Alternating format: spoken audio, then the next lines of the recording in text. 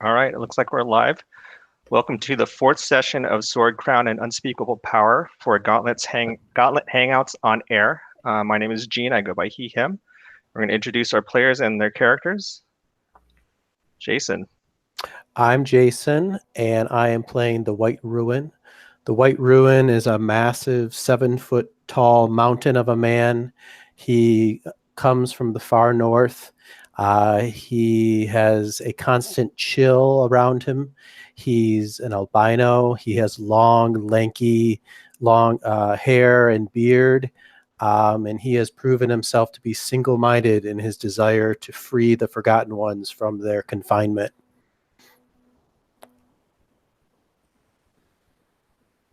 Cool. So let's go with Virilia next. Joe. Hey, I'm Joe. I'm playing Virilia, the voice playbook. She's the whisper in the ear type thing. She's to put it bluntly, a seductress. She has no problem using all of her charms at her disposal, just to survive, because that's all that really matters to her, is surviving and finding out information that she can use to help her and others survive.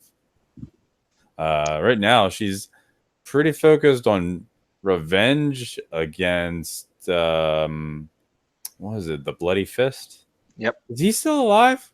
He's very much alive. Okay, because I haven't heard from him in a while. So, all right, but yep. Okay, cool. Let's do Standor next.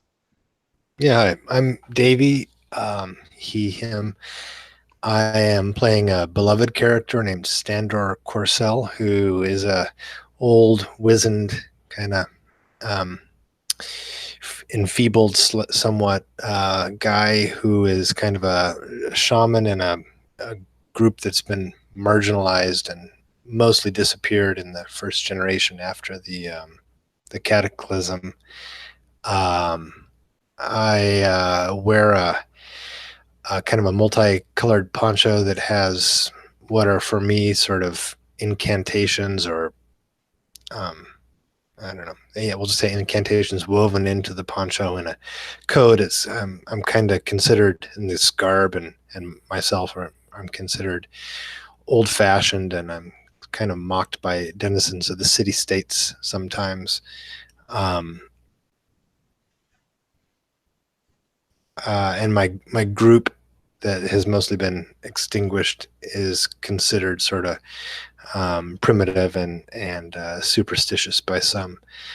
Long wizened face. I'm motivated to secure this sort of fertile valley that was near. Where was that near? Does anybody remember? It was I think it was near Talos. The Queen. So it was what's the city there? Is it Talos? Yeah. Talos. Yeah, near Talos. And I believe that if we can release the Forgotten Ones, that they will somehow restore my people. All right. And Brooke, please introduce yourself, player and character. Yeah. So I'm Andy. My pronouns are he, him, and I'm playing Rook the Spur. She is the leader of a raiding band of about, I think it's like something like 30-some cavalry, 40-some cavalry. And she's very much a rough and tumble. She's missing an eye, and she just likes causing trouble. Recently, she got in way over her head while fulfilling a mundane mission for her faction.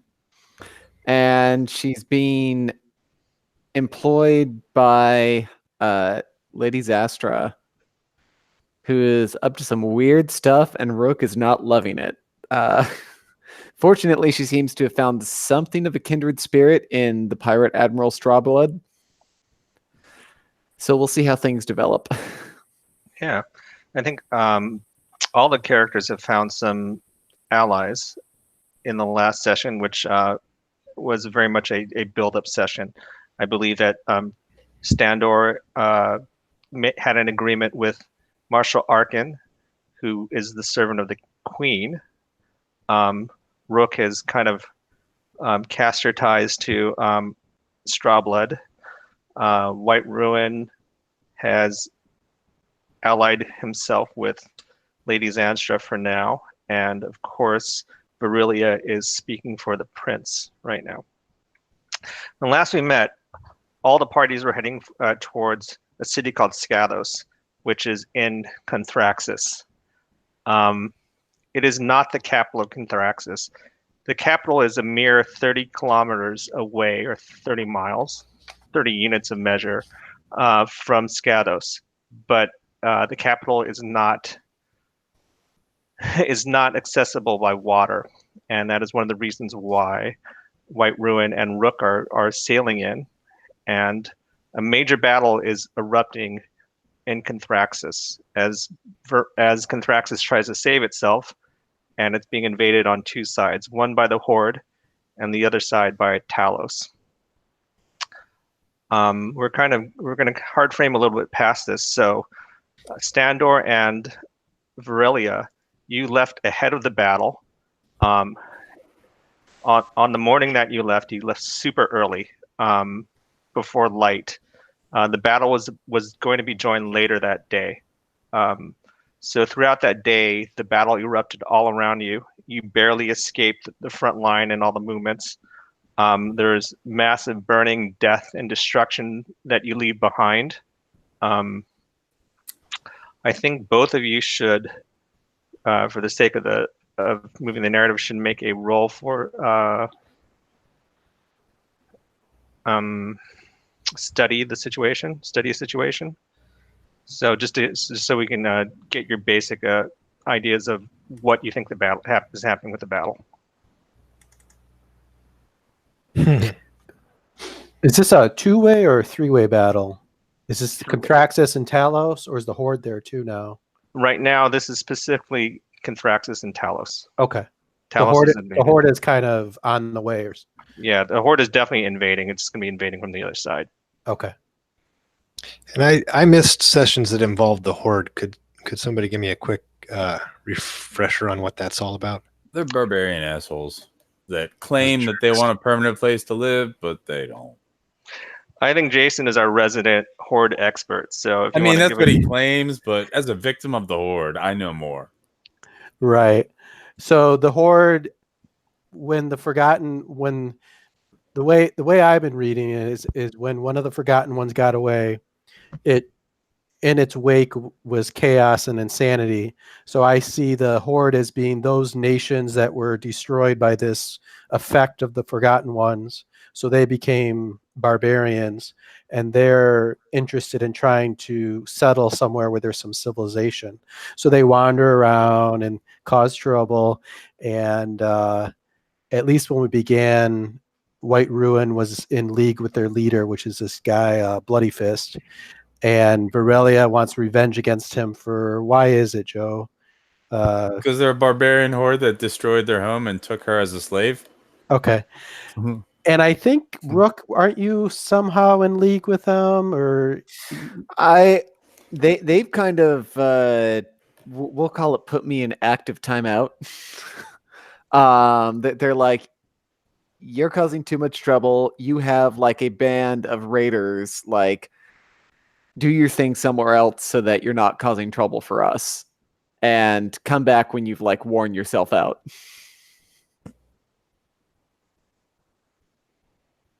They suck.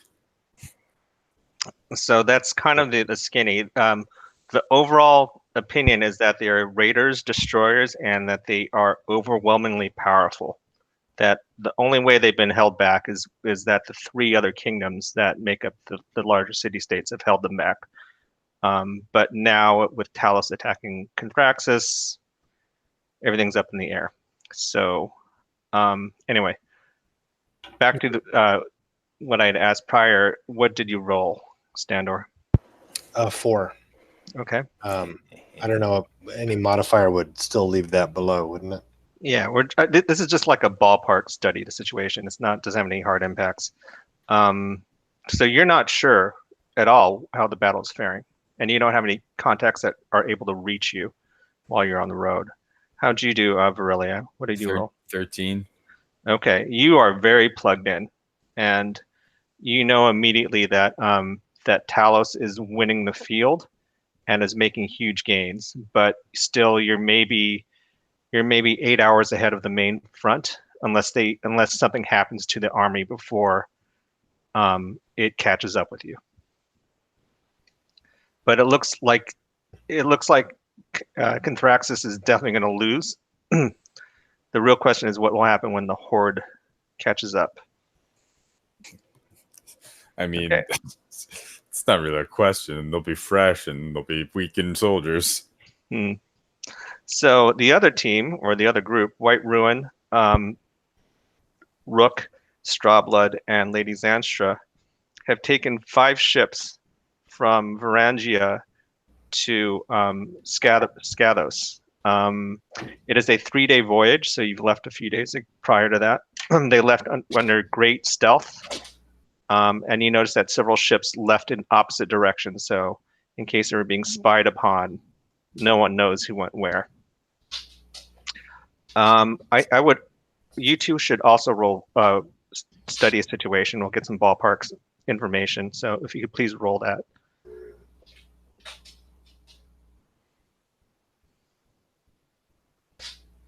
Andrew, what'd you get? That is, I'm trying to remember. Let me check on that, see if it's sly or wily, because it is sly. Unfortunate.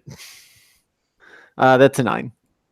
Okay, so on a 9, you're reasonably certain that if there was any type of any type of spy in the Rangian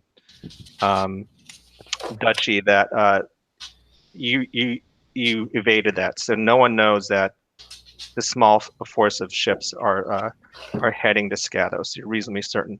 However, as you near the city, this is on the 3rd day, you see smoke on the horizon, and you smell battle. You've smelt it many times before. You're reasonably sure that means that Talos has invaded Conthraxis, and that you only have a few hours to get into the city before Talos or the Horde will reach it.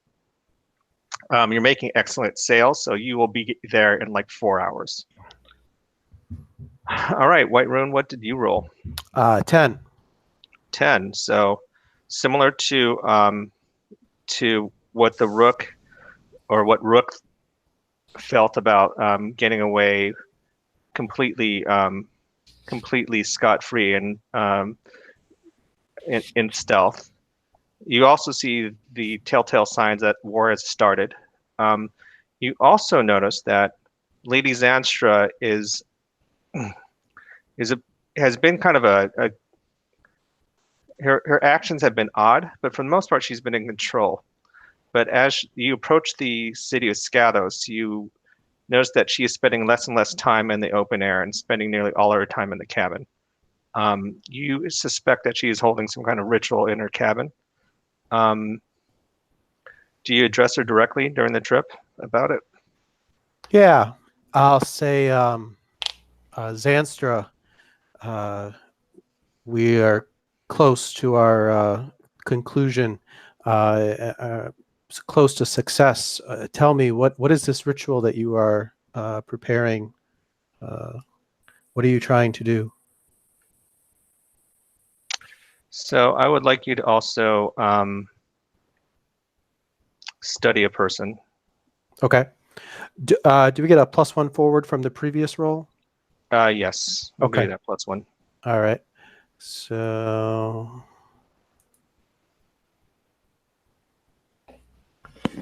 13. Okay. Yeah. So she is clearly communicating with it. And you suspect that some kind of ritual has to happen in Scathos. But she's purposely not telling you. Hmm. So,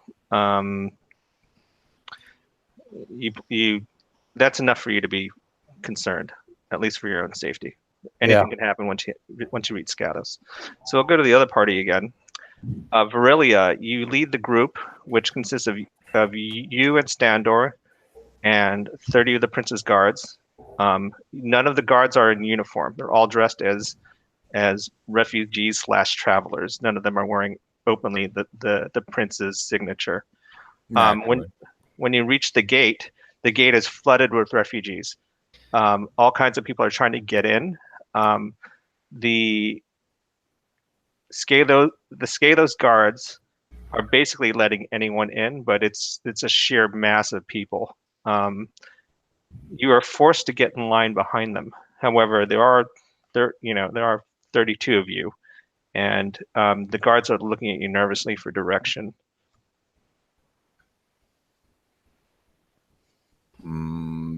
The guards assigned to me, or the guards guards assigned of to the you. city? Your guards, your Okay. force. We'll call them. Let's give them a nickname. Militia? We'll call them the Hawks. The Hawks. All right. So the Prince's Hawks are looking at you nervously, knowing that you're on a fairly tight schedule. Well, that's when I look to Standor. I mean, you are you have the connection to it. Use that to our advantage so we can make our way through. So Standor says, yes. And Make it known. he let's see, he crushes some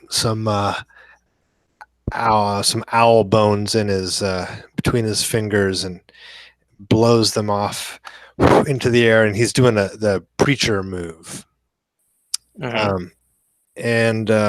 Although the things that this offers is kind of weird, anyway, I'll just do it and I'll figure out. So I'm going to speak words of encouragement to the group. Well, You the got to group speak is about your beliefs, so to yeah. make it So actually work. Okay. My ask to you is: are you speaking to the Prince's Hawks, or are you speaking to the huge crowd of refugees in front of you that are, holding up the gate? Oh, yeah, I like that better. So I'm going to speak to the unwashed horde ahead of us, and try to get, well, not the horde in that sense, but the hoi polloi, and try to get them to clear out and let us through. All right. What do you tell them? I say, do I need to roll or? No, this is like narrative. Like what are you using to get their attention? And I say, look behind you. Just more common folk, but look more closely. We are the people who will release the forgotten ones. It is up to you now, or you, I would say, yeah, you will be remembered well if you let us pass now. all right. So you're going to roll plus Wiley, and then you're going to have to make a choice on. Assuming that you're successful. If you're not successful, then something interesting is going to happen. Cool. Oops. There. Ooh, I was pretty successful. I don't know what my Wiley is, but I do. It is. So I got a 12. Okay. You also hit your first highlight, so you gain an experience for that. So you haven't been tracking your advancement, but since that's pretty much your first roll, yeah, you're at 1 on that. Okay. So on an 11 or 10 plus rather, you get to choose one of those things. Yeah.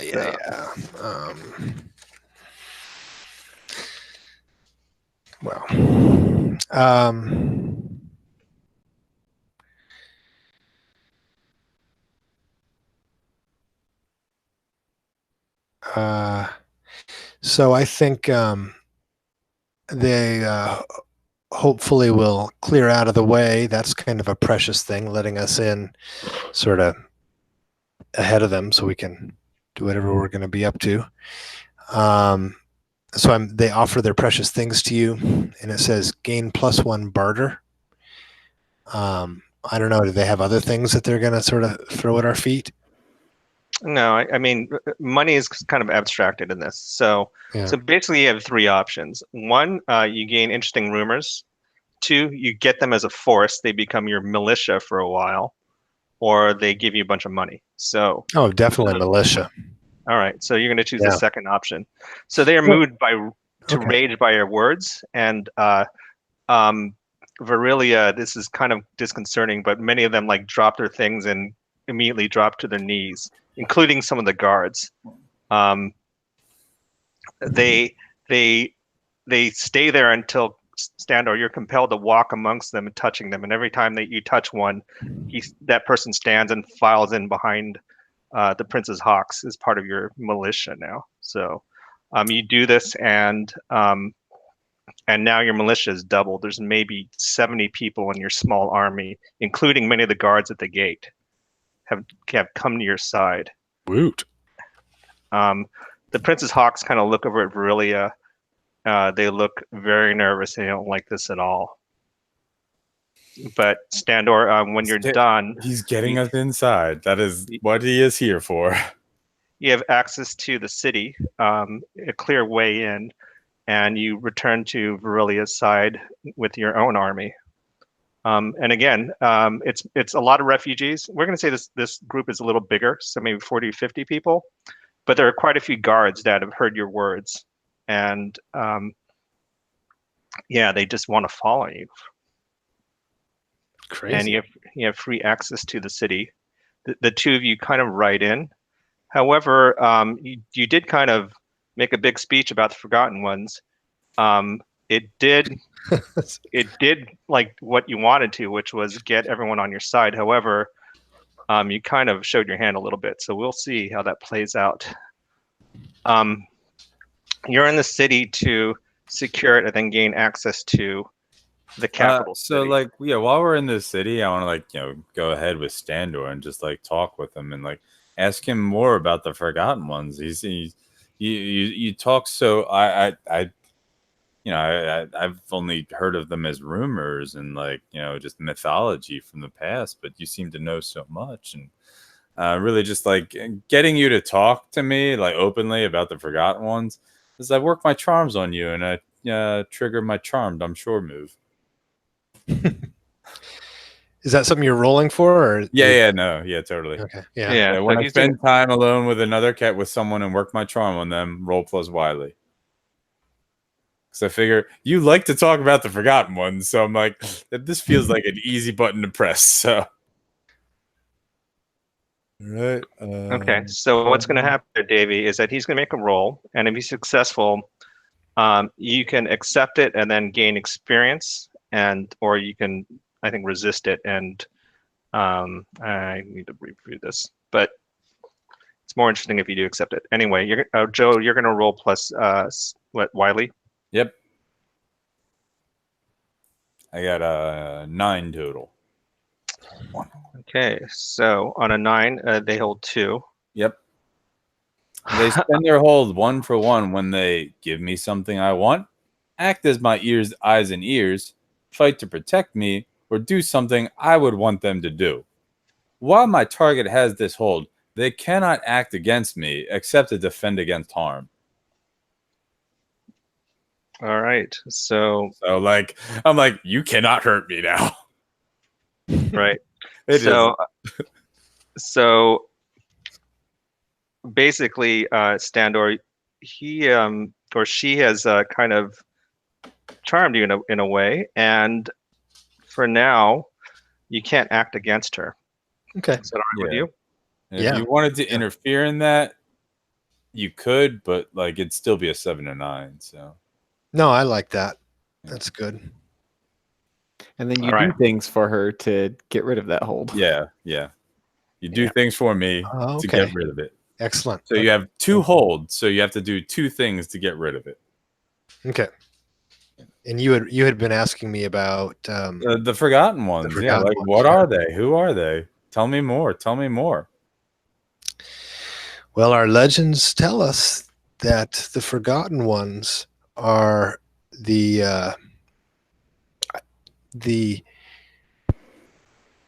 Sorry, what was I going to say about them? They're the embodiment of the all the pain and fear of our ancestors. And when the forgotten ones arise again, that pain and fear will seek ultimate retribution on all that harmed us. So that's why I'm confident that when we liberate the forgotten ones deep below, not only you, not only me and my people, but you too will, and all that you hold dear will be vindicated and uplifted. That's what Standor thinks. And like Borelli is just like, oh, very okay. Like it's like her whole thing is like, making you feel comfortable, and so like, basically like I'm like a devout listener, and I'm like, all right, whatever, internally, but that'd be nice, but you sound crazy. All right, so let's go back to White Ruin and Rook. Your ships have entered the harbor of Skados. You're heading towards the main docks. 5 ships are a huge number, and these are, obviously warships. The colors they're flying are for Varangia, so it has no sign of or Strawblood's Corsair past. However, both Rook and White Ruin noticed that that a large number of soldiers has assembled on the docks. We're talking maybe 300 soldiers are there, and they look less like a formation and more like a mob. Strawblood looks at them and then looks at you and says, if we land at these docks, I'm not sure what's going to happen. Can I go ahead and try to do my faction move? To find, maybe use dirty work to maybe find like a secret cove that we can smuggle into the city and get past these guys. Okay, for sure. Yeah, let's do that faction move then. All right. So I'm gonna spend 2 of my 3 points to get a +2, and I got a 10. Okay, so on a 10 plus, you activate one of your faction's benefits. So your faction benefits are on your character sheet, of course. Yep. So I think probably dirty work to have like the secret cove that maybe they know about, and I tell Admiral Strawblood, go around this point over here and go into this swampy area, and I know a special way to get into the city. We use this as smugglers in the days, in my youth. Yeah. Strawblood looks at you skeptically, and then he kind of looks over at Rook, like not sure what to do. Say, as much as I would like a fight, I don't think we want to start with this fight. Okay. So what Strawblood makes some commands. Some flags are pulled up, informing the other ships.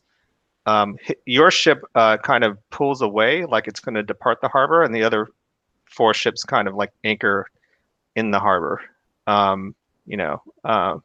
as if they're like blockading it or watching it.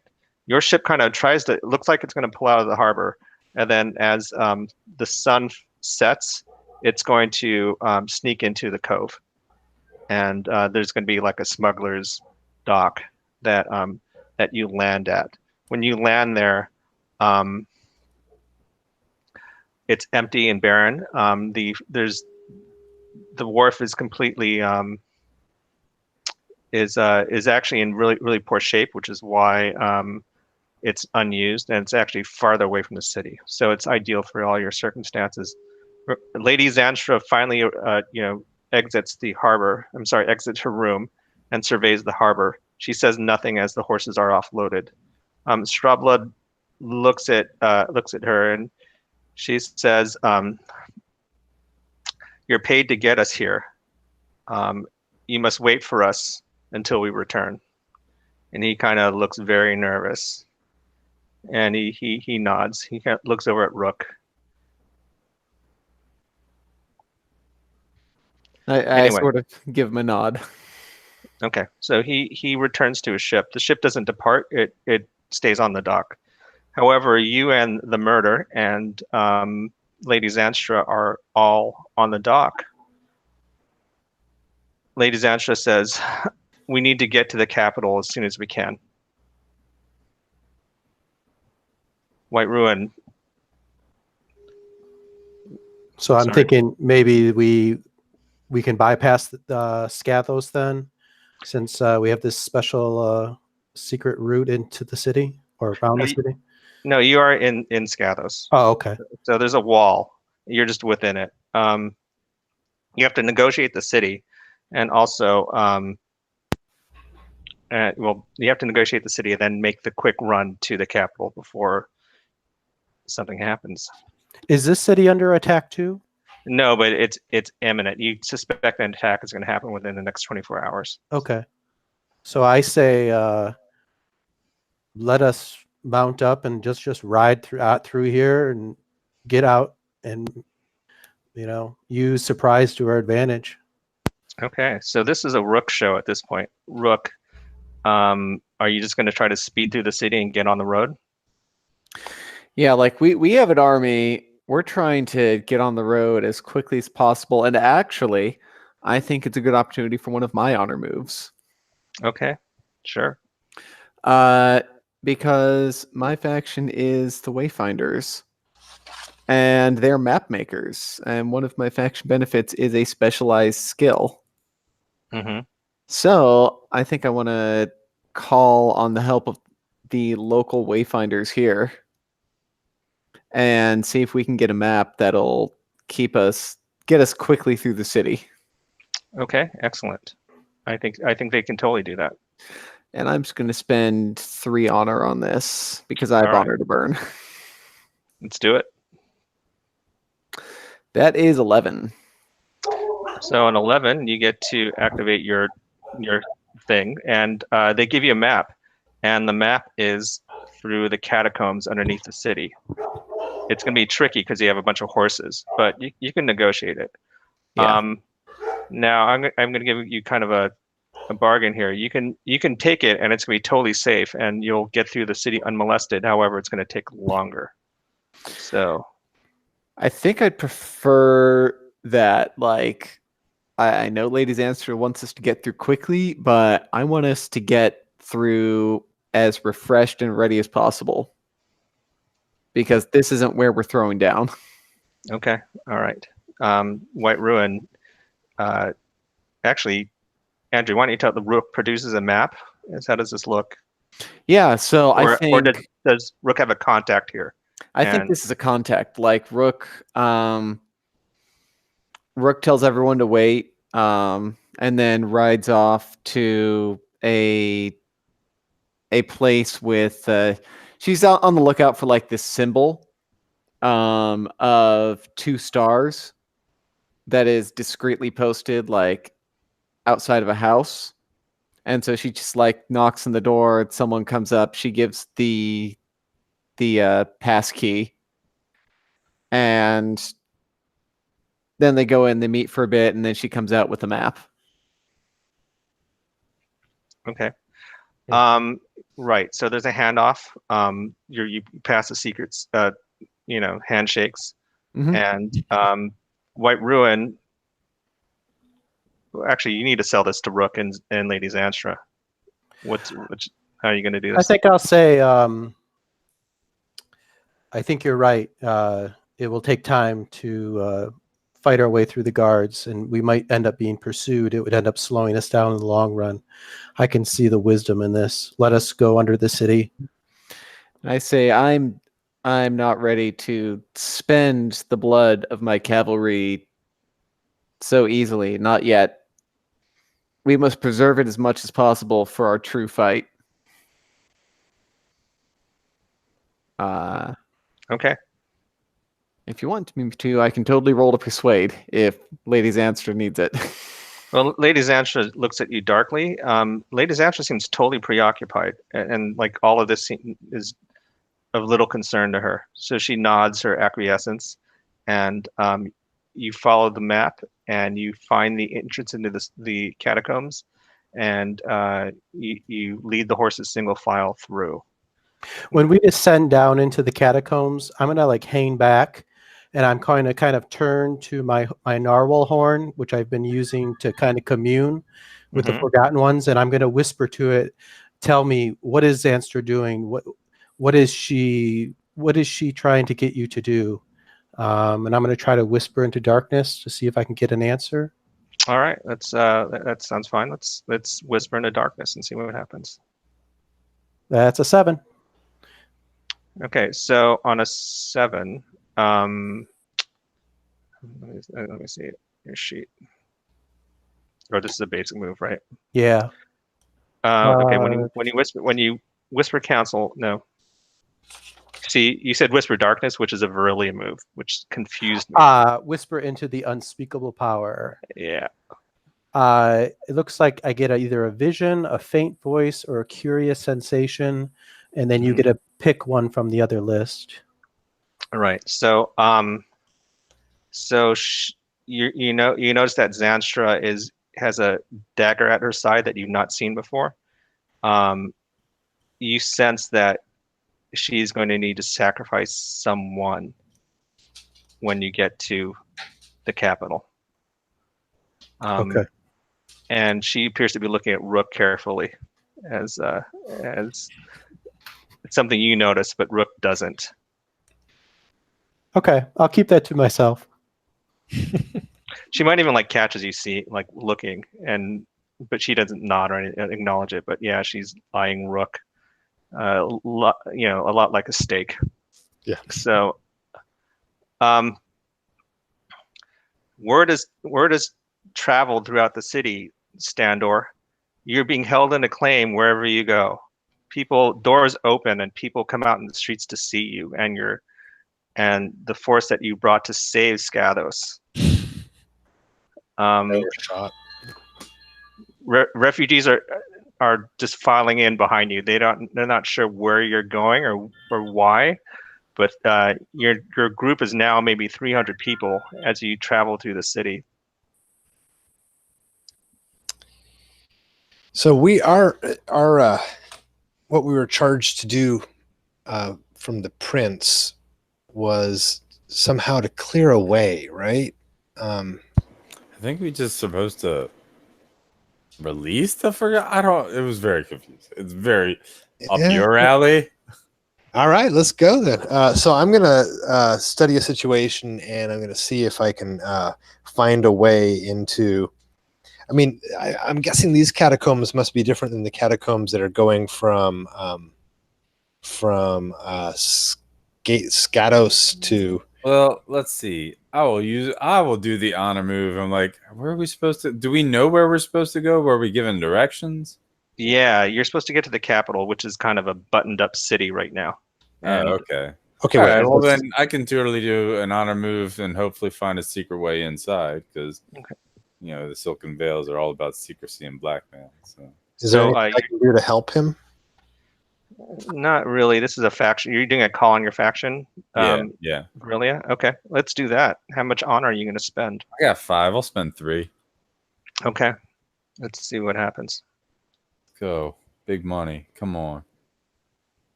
All right. There's a 6 plus 3. There's a 9. Okay, cool. Oh, so on hold one. You monster. But you do get to pick one, I believe. Yep. Activate my faction's benefits, but the MC owns one. Okay.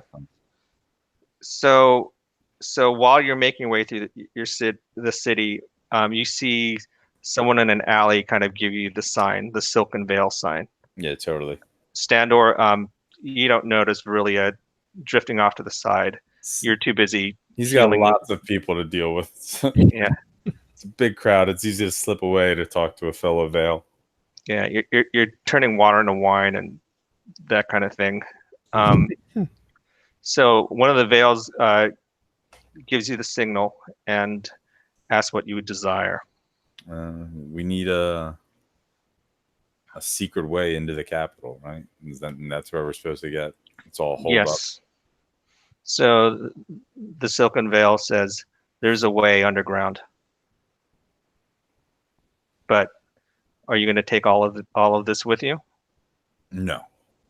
We will take some of this. Okay. She produces a map and tells you enter at night and you'll find the way unbarred to the capital. All right. And I will talk to the guards that haven't become fanatical.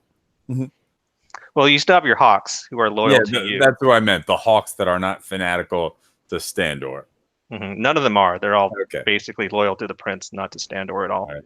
So give them the information of like, all right, we've got a way in. We can just, let's go at night so we can find an easier way away from this crowd. So are you telling me that you're going to ditch Standor? I mean, not against it, but I guess I have to tell them. But I'm like, you've got to. No, I have to have a scene with Standor. I'm like, pull him away from more baptisms or whatever. You need to find a way to send forth your flock to spread the word so we can complete your mission in privacy, so we can move quickly without attention. I think they have served their purpose for us. Perhaps I should use them now just to create a diversion. What plans do you have? Well, I know of a secret entrance to the capital that we can use at night, tunnels, but we don't want this much attention. Otherwise, we would be spotted. So they're getting a bit annoying. So, well, let's see. So we're in kind of. Are we in like kind of a we're in a city, right?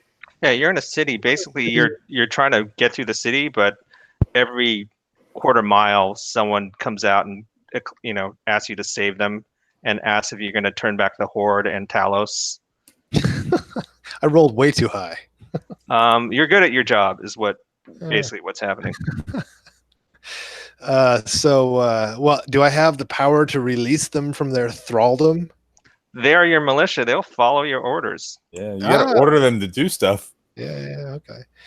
All right. Like go fight the Horde, or well, we're still in I'm still talking to Virelia, and so I say, well done. Where is this passage, and when may we enter it?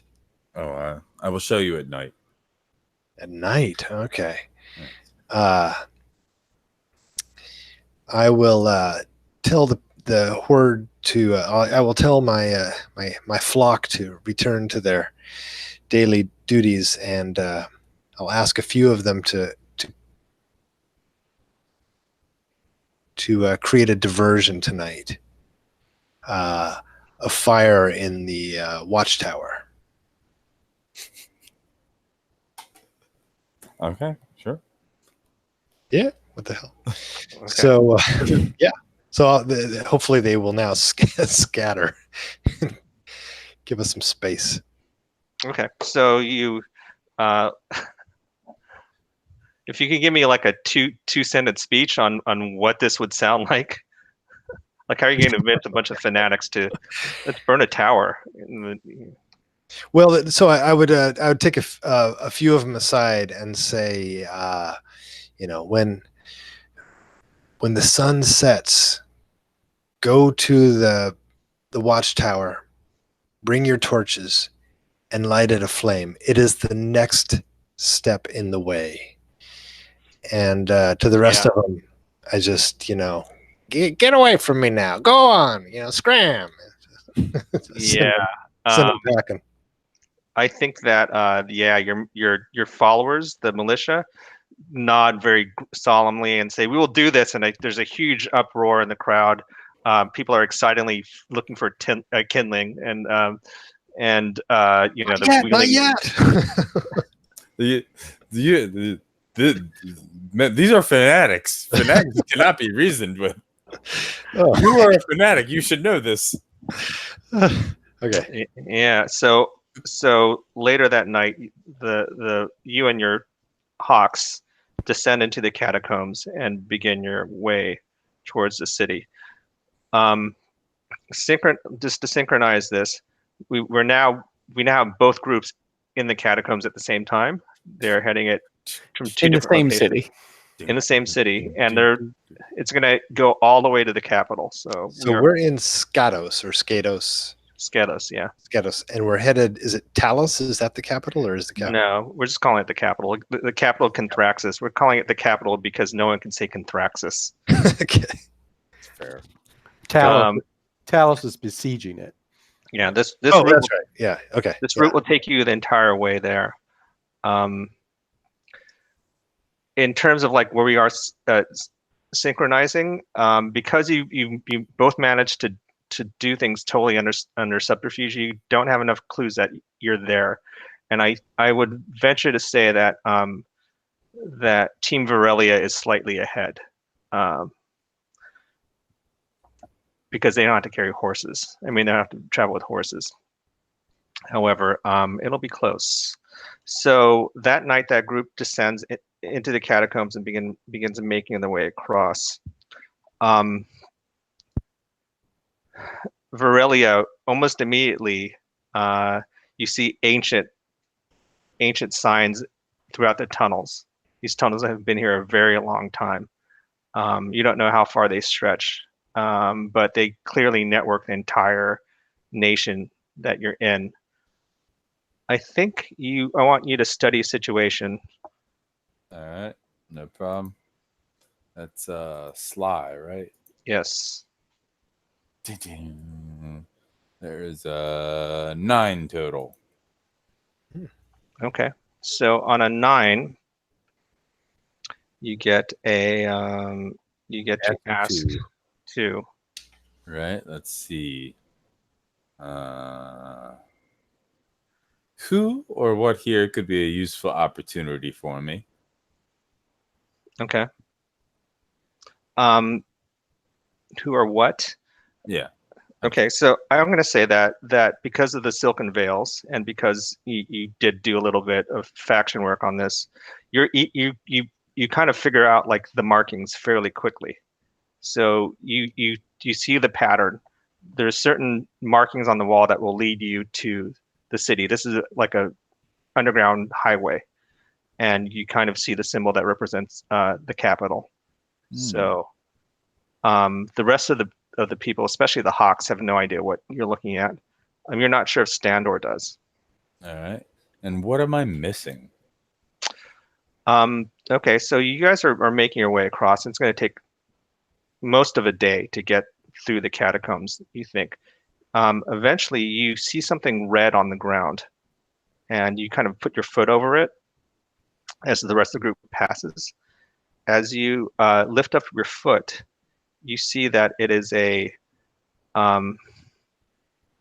insignia. It is the color of a red fist. You look at it and you go, oh. You realize that this has been left here quite recently. All right. You recognize it as the Bloody Fist's personal guard. All right. Well, I'm gonna let the Hawks know to keep alert as I found this filthy horde. They look at you quite nervously. I'm not sure if that's what they signed up to do, is fight the Bloody Fist. Well, then we would run. I gave you a lieutenant, so Colonel Rask is the leader of the Prince's Guard. Yeah. So he would be the person you're interfacing with. Yes. It is better for us to survive than to die meaningless against the bloody fist and his Right. personal guard. So you'd have a choice. You have a choice of following what you think is the right way. You have your choice of following the direction that's the Silken Veil gave you, or you could do something else. You could even whisper into the darkness or consult with Standor. For Standor, you could do your own consultations on how to I get will there. lead them according to the deciphers that I made. Okay. So you are kind of Like I holding. never shared the map with anyone, so Right, right. So some of the guards are kind of like, how do you know what way to go? But apparently you are making some progress. So for the most part, I have the map, Colonel Rass says she has the map. and it's in code. So We're ordered to follow the prince. The prince ordered us to follow her. I'm not sure why we're bringing him along, and he kind of motions to Standor. well, he did get us into the city Mm. rather easily. And he did help create the distraction so we could get down here quietly. All right, so let's switch back to the White Ruin group. White Ruin and Rook, you guys are making pretty good progress, but it's clear that that the horses are going to hold you up. You can either leave the horses or make another decision. Maybe there's another way down here. Lady Zanstra doesn't appear to be concerned about your pace, but she is also offering no input as well on your progress. Well, there's no way we're letting the horses go. So Yeah, where would they go? Basically, you just be killing them. So Yep. We're gonna have to find, a way through. how do you propose doing that? So we're down in the catacombs, right? And that's where things are getting tricky. Is that right? Yes. Um.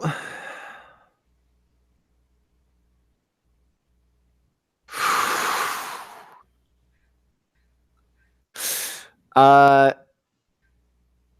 think this might be a terrible, terrible idea, but I think I want to whisper into the unspeakable power. Okay. Sure. There's the darkness is all around you. You're getting very close to darkness central, so you can do that. So why don't we roll plus arcane, and we'll see what happens.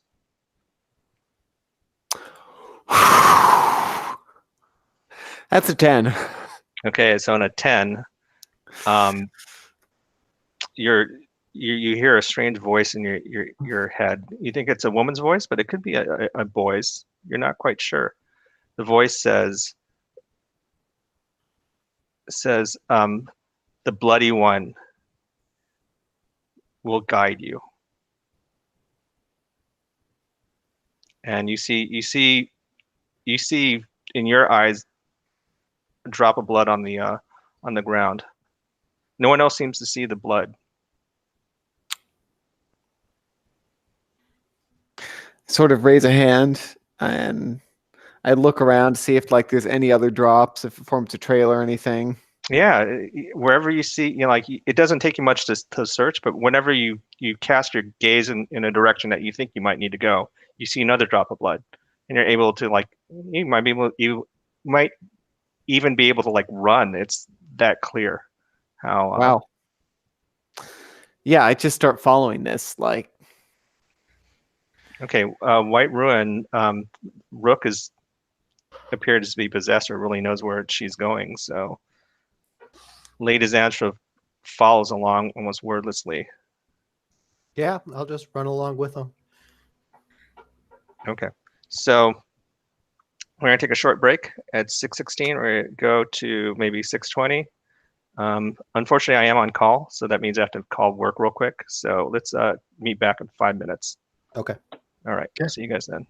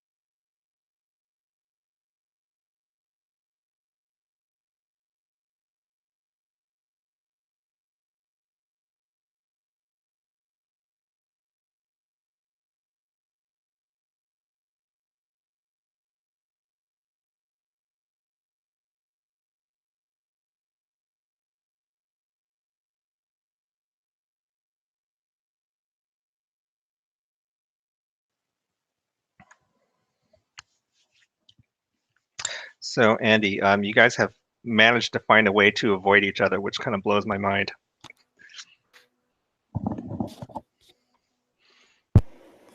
Oh, I'm not trying to do it. That's what we call dramatic irony. And you guys rolled super well too. Not only did you do that, you also didn't give me any hard moves to exploit. So I'll have to do something about that. Remind me, why was Varelia coming down here? Or why was she trying to get into the city? I don't remember. Yeah, You do. That's it. The prince asked her to get to the Forgotten Ones first, because apparently the prince needs to get in there, and the prince is not the person who wants to. Someone told him. Okay. It's all very beyond her. Okay, so I think everyone's back. We'll go with Varelia and Standor. Eventually, you cross maybe half of what you think you need to get to, and the pathway opens up into a large cavern. So here, the stone path kind of leads up off the cavern floor, and below you see a chasm, and it heads off in a northerly direction where it meets another bridge. So it's kind of a bridge over a chasm, and on the other side, or actually perpendicular to you, is another bridge that kind of crosses it as well. So the bridges meet, and then they cross, and the two paths head off in two different directions over this chasm.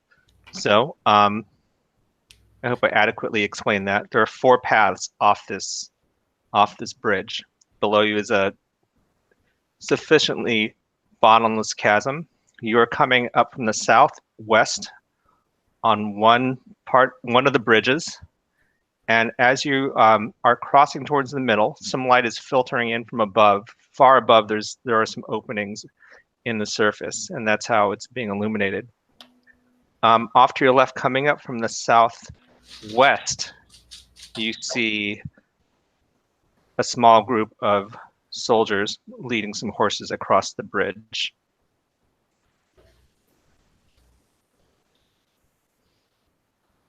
I guess we like make the motion to be quiet. Like, what do we do?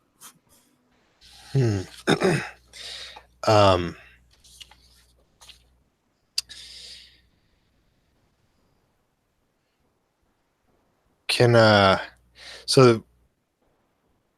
I try to harness the unspeakable power to kind of cloak our small party? Is that a little bit much?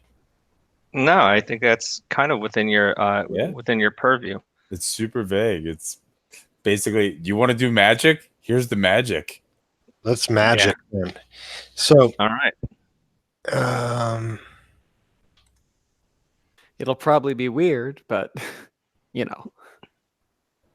let's bring it. Oh yeah. Oh, another good roll. It's I think. Do you go above 12? I guess it'd be a yeah. You can go above 12. So, but it doesn't matter. 10 is really what you're shooting for. Yeah. So yeah, you're suddenly cloaked in darkness. So that whole side of the bridge seems to disappear as you make your way towards the center. However, the force on the other side, which is White Ruin and Rook. Oh, okay. You see a vision of another force give it on away. the other side, leading a group of soldiers. However, it just disappears in a blur of darkness from your vision. Lady Zanstrig narrows her eyes and says, others are trying to get our prize. Do these paths that we're on converge and they're ahead of us? That's what. No, you guys are on up. You guys are. It's a cross, and you are on the lower side of the cross. Both sides are on the lower side of the cross, coming from opposite sides of the bridge. They're not connected. No, they're connected. Oh. So there's an X, right? Okay. And then, yeah, they're converging. Yes. So you can't see it. Converging, they're crossing. Yes, they are. Right. They're crossing. Right. Yeah. There's like an intersection there where they're gonna. Yeah. We just need to figure out which way to go. Not the way So- that we came from, and not the way they came from. So there's Well, two let's. options. I don't know if we can convey this quietly as we are cloaked, or if that's part of the cloaking magic. But it would be neat if we could hold back and follow them. I don't know how long my magic will last, but Well, Lady Xantra says, White Ruin, you must destroy them. not very long. Do we see them? Well, you see a blur. It's totally blurry. Oh, I see. The Well- unspeakable power is clearly manifesting itself here. I Not so. I was gonna say I was gonna look at her kind of strange because the way she phrased that, she said, "Someone's trying to get our prize," you know. And in White Ruin's mind, he's not trying to get anything; he's trying to release them. So her language is kind of confusing him. So I'm just gonna kind of pause and kind of. I'm not gonna respond to what she says here. Okay. Then you are going to, well, she's not your patron, so it's not like you're obligated to do it. Yeah. However, Rook is. She looks over at Rook and says, if White Ruin cannot do this, then you must do it. How is this the charge that we were set upon? Are we not to get to the capital? No, they're clearly trying to get there. Well, she doesn't have to explain it to you. Basically, you refuse an obligation due to your debt. Do you do that? Yeah, I'm going to push back. Okay, cool. So- Why don't you, You'd spend honor, right? Yeah. Roll Yeah. plus honor spent. Yeah, I should probably spend an honor. all right, My last point of honor. make a roll. Now, keep in mind, if you miss, if you look at this move, if you miss, you're gonna have to take both. So you will this can have a really bad effect on your rolls in the future. So If you get that -1 for it on everything, then that's kind of shitty. I got an 8. Okay, so on an 8, I pick one, or you pick one rather. I'm going to say I seem ignoble. You hold one, you can spend it to have someone I interact with have heard whisperings that I can't be trusted. Okay, so she looks angrily at both of you and says, "You jeopardize our entire excursion by your indecision." So White Ruin's gonna step forward and he's gonna yell out to the blurry shapes. He says, "Show yourselves. Are you friend or are you foe? Speak or be destroyed." So is the other group from Virelia and myself, White Ruin and the Rook, and the Princess Virelia, right? Or Not a princess. she ain't no princess. No. No. So Yeah. so are they on that bridge that you described? Sort of that Gandalf bridge. Yeah, we can see them, right? Yeah. In fact, And now- White Ruin has a very distinctive voice. So yeah, White Ruin's 7 feet tall and an albino, and and Virelia slept with him, so Yeah. Virelia knows who's on the other side. However, Standor doesn't know them. Well, no, So- Sander has a relationship with White Oh, does he? Ruin. Okay, Yeah. well, Standor knows them. Yeah, Then. No What's that? mistaking this. Well, I think from our relationships, I think I know you. You may not know me though. Says White Ruin has heard me speak my love for it and was moved. Yeah. True. Okay. Mhm. So Virelia, you and Standor are. White Ruin? Borrelia? Yeah, I got no bones about this. Oh my Uh, god! That's what she's gonna rush out of the darkness and Okay. totally rush up into his arms. Yep. They embrace. Yeah, she was abducted. That's the story. I thought Alright. I was worried that you were dead. How did you survive? It was close, but luckily I was able to convince the Prince of Talos of my it would be beneficial to keep me alive. Yeah, I'll whisper. Who are these people? Where are you going? What are you doing? The prince. Well, I will whisper back the prince's plan to free the forgotten ones. I thought he was a fool, but that's a good plan. So what is Rook and Standor doing this? Apparently, like they've broken ranks, and like you don't know. Oh, Rook and I know each other. So. Yeah, I know, but I mean, this is kind of a weird rendezvous. Yeah, it's totally confusing. I'm kind of like sizing up. I'm sizing up the situation right now. Like, Okay. I don't think really is like noticed me yet because I was further back, and B, I'm not nearly as strikingly distinctive as White Ruin. Yeah, you also didn't call out, so Sure. Yeah, I think that's study situation then. Cool. Yeah, I'm sizing this up. I'm like, wait, that's Aurelia. What's going on here? So I think Standor is, he's limited because he doesn't have the map. He doesn't know the way. He doesn't have a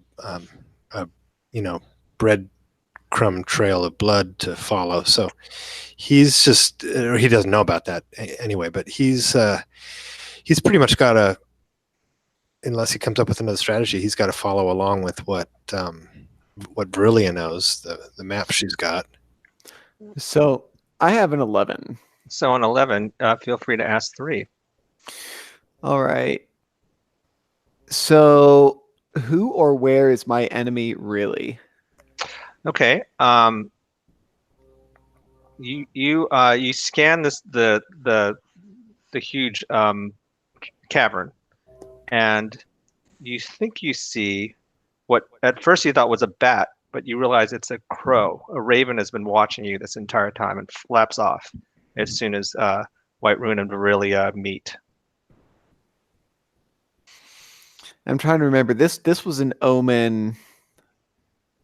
We hit this omen before. Oh, well, here's the thing. You weren't at that first session. Ah, okay. So the first session, the Bloody Fist communicates with ravens. Yes, there we go. I think we hit that in a previous session. Yeah.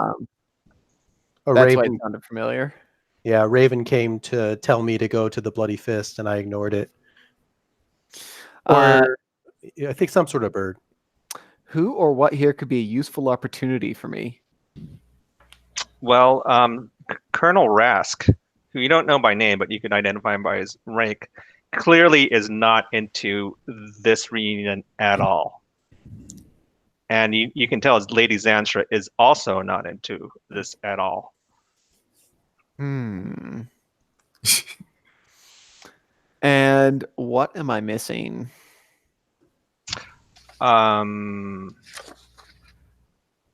You guys are super exposed on this bridge.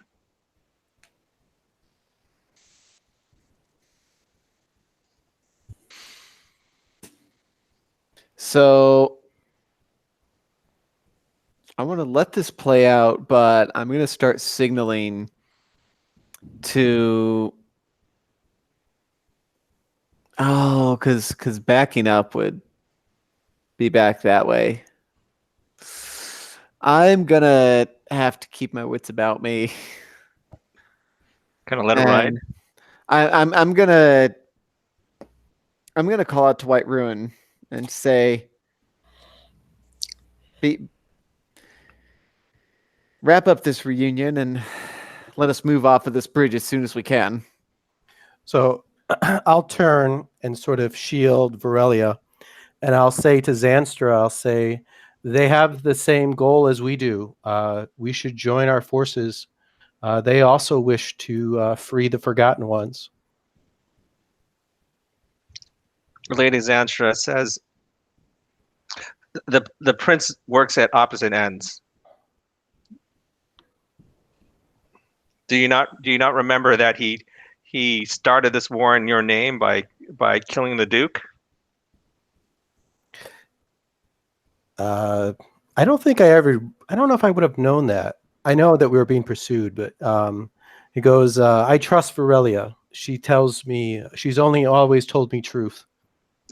So this Verilia. So I want to actually, because I still have a hold from Sure. the first session where we had sex with White Ruin. I'm gonna spend it to basically just get a 10+ on Whisper Darkness. And for PCs, what that means is hold 2. I spend 1 hold to give my target an advancement point when they do or say something I approve of, whether I'm present or not. So it's basically like 2 XP that like I can give you if you do things. Like, so right now, like I'll spend it like because you're totally doing things that I'm approving of right now. Like, Right. I trust Aurelia. She's never led me wrong. Okay. So you can get yourself an advancement. Okay. Yeah, I was kind of leaning into that, expecting that you might play that one out. Okay. So yeah, I'm like I trust Varelia.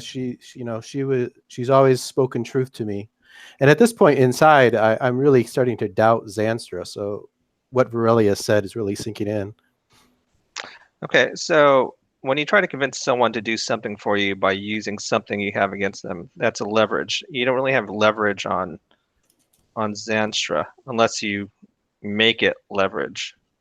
You see what I'm saying? That's a narrative choice to turn this into leverage. Right. So basically, you're just kind of arguing, but you can turn it if you have leverage on her, use it narratively, and then we're going to make a roll. Okay. I mean, physical power could be leverage. Yeah. Yeah, that would be more. Would that make it into a threaten? That is true. The distinction between threaten with force is that if you miss the threat, like the implication with you have to do it, right? You have to like cut off head off or something. Which all right. Well, like in the heat of the moment, like when Rook speaks up, like she knows. I mean, he is right. We should get off here because the Bloody Fist personal guard is down here. So I think I'll say, Varelia, this is Lady Zanstra. She wishes to find the Forgotten Ones. Tell her that we work on the same purposes. I try to pass the buck to you. Okay. Well, let's continue moving forward, so we cannot be surrounded or killed, or this bridge be shattered beneath our feet. Oh, I can't wait till one of you guys miss a roll. But yeah, you're gonna have to. I guess you're gonna have to just persuade her. I think the leverage is the situation. Well, I'm gonna I'll talk to her easily, no problem. Lady Zanstra. Clearly, White Ruin thinks highly of you. Otherwise, he would not be working with you, and he's a man of honor. And while we do not know one another, and I have been sent here at the behest of the Prince of Talos, that our goals align. We wish to free the Forgotten Ones, and there's no doubt in my mind that the Bloody Fist is probably likely an enemy to all of us while we are down here. So for us to combine our forces, we would be better off. All right. So that is not really a whisper darkness. What? That is that really counsel into someone's ear. You're really trying to convince them. I don't know. No. I think that you're true. I mean, you're right. That is the whole point of the voice, is to do that move. Let's do it. All right. Roll selected. Well, there's a 6 plus 3, so it's a 9. Okay. So on a 9, you choose one, but I choose one consequence. Yep. This is par for the course. But I get an advancement point. Yeah, baby. You saw you kicked up your Wily? Yeah, yes, I did. Because I got voice like silk. Mm-hmm. Let's see. Choose. Oh no, MC also chooses one. Yeah, I choose one from above. Okay. Shift their attention to something else I present them. Namely, the Bloody Fist is down here. Yeah. So she kind of strokes her chin and kind of looks at you and says, "White Ruin, your friend." Hold up the thing. White Ruin says, "Your friend speaks truthfully. We must go forward." but also you kind of get this feeling that she is sizing up Virilia in much the same way she sized up Rook earlier. Okay. That's when I see Rook because I'm like, oh, let's go reconnect. And then I'll say, do you have a wizard with you, a witch? How is it that you're hiding your forms? Yeah, like when we'll like converge, introduce Princess Forces, Standor. This is White Ruin. Yo. I think Standor notices Rook, and as I recall, let's see, Rook had had sort of shamed my protege, right? Yeah, just like bullied, humiliated, like passed down. Yeah. So Oh, Rook, it's been so Standor is definitely looking askance and is throwing some shade at Rook. And of course, like Rook doesn't even notice because like you're just another person in that army.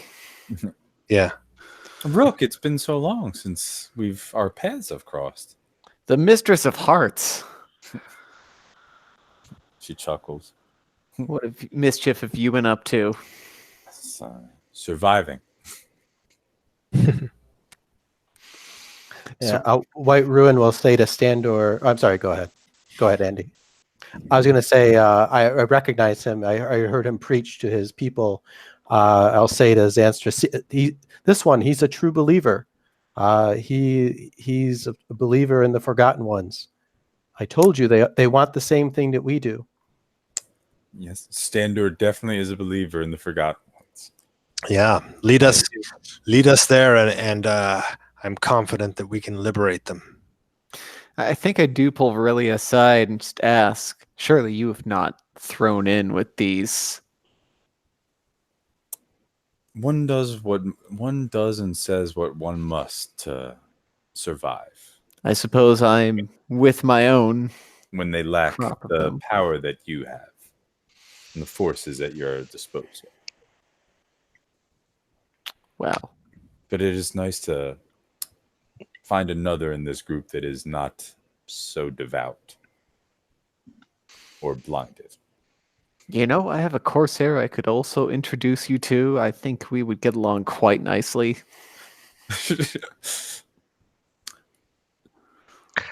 Did you just propose a threesome? Not specifically, but that phrase, it's not off the a table. weird way. Okay. You guys have a choice though in terms of how to continue onward. You can go left or right, or northeast or northwest. Oh, what way is our maps take, or the directions we Yeah, were like I following? forget what are the implications of these? Well, look, Are there any more markings that I was following? there's no marking on this bridge, Oh but shit! you still have your faction maps. Both of you have a faction map. Unfortunately, they point to different branches of the bridge. And if you like, I'm not sure if you're going to compare them, but if you were, you'd find that they take completely different paths forward. Well, this is vexing. But we're going to say that it's clear that who's leading the groups. So Rook and Virilia, this is something you'd have to discuss if you wanted to go forward. How do you want to do this? What are your thoughts, Rook? You're used to leading fearsome warriors. I'm actually looking around. Do I see any more blood drops?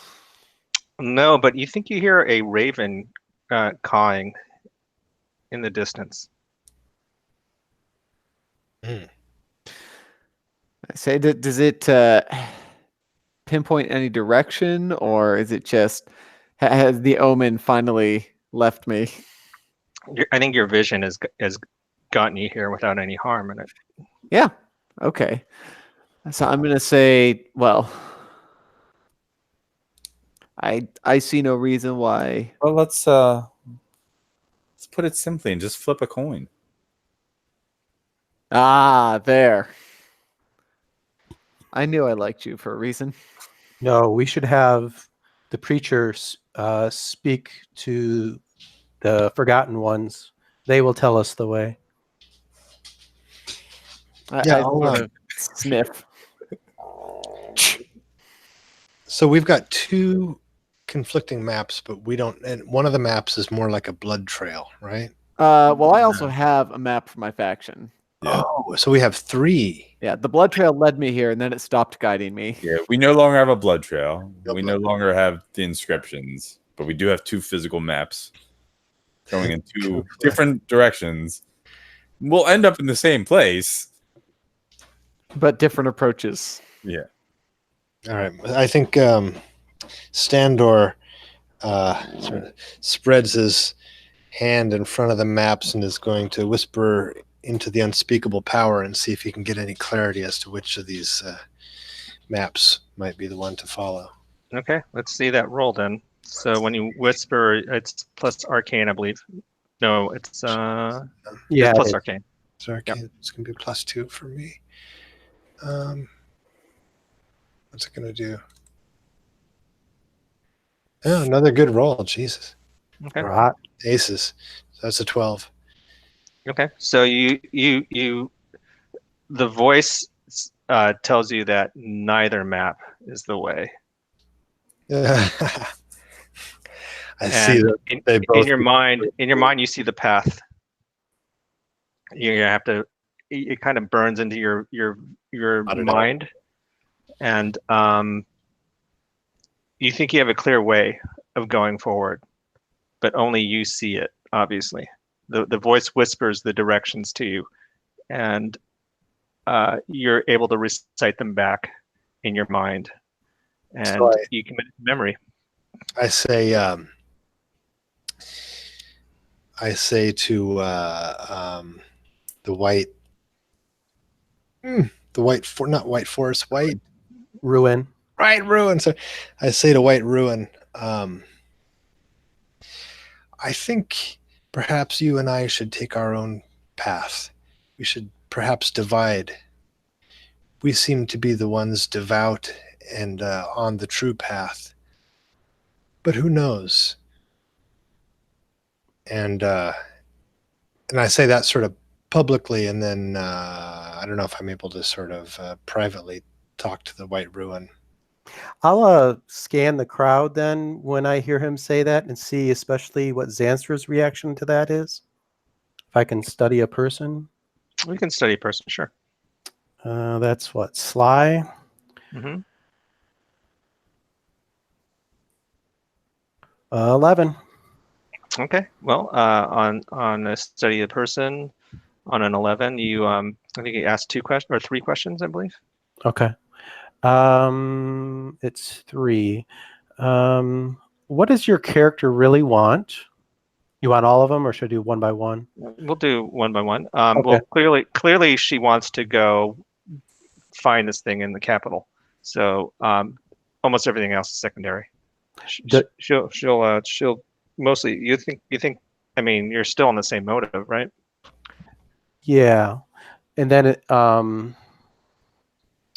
what are you leaving out?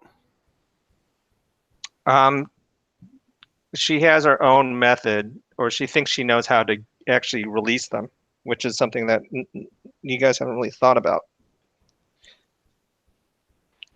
So she has done the work to figure out how to release the forgotten ones.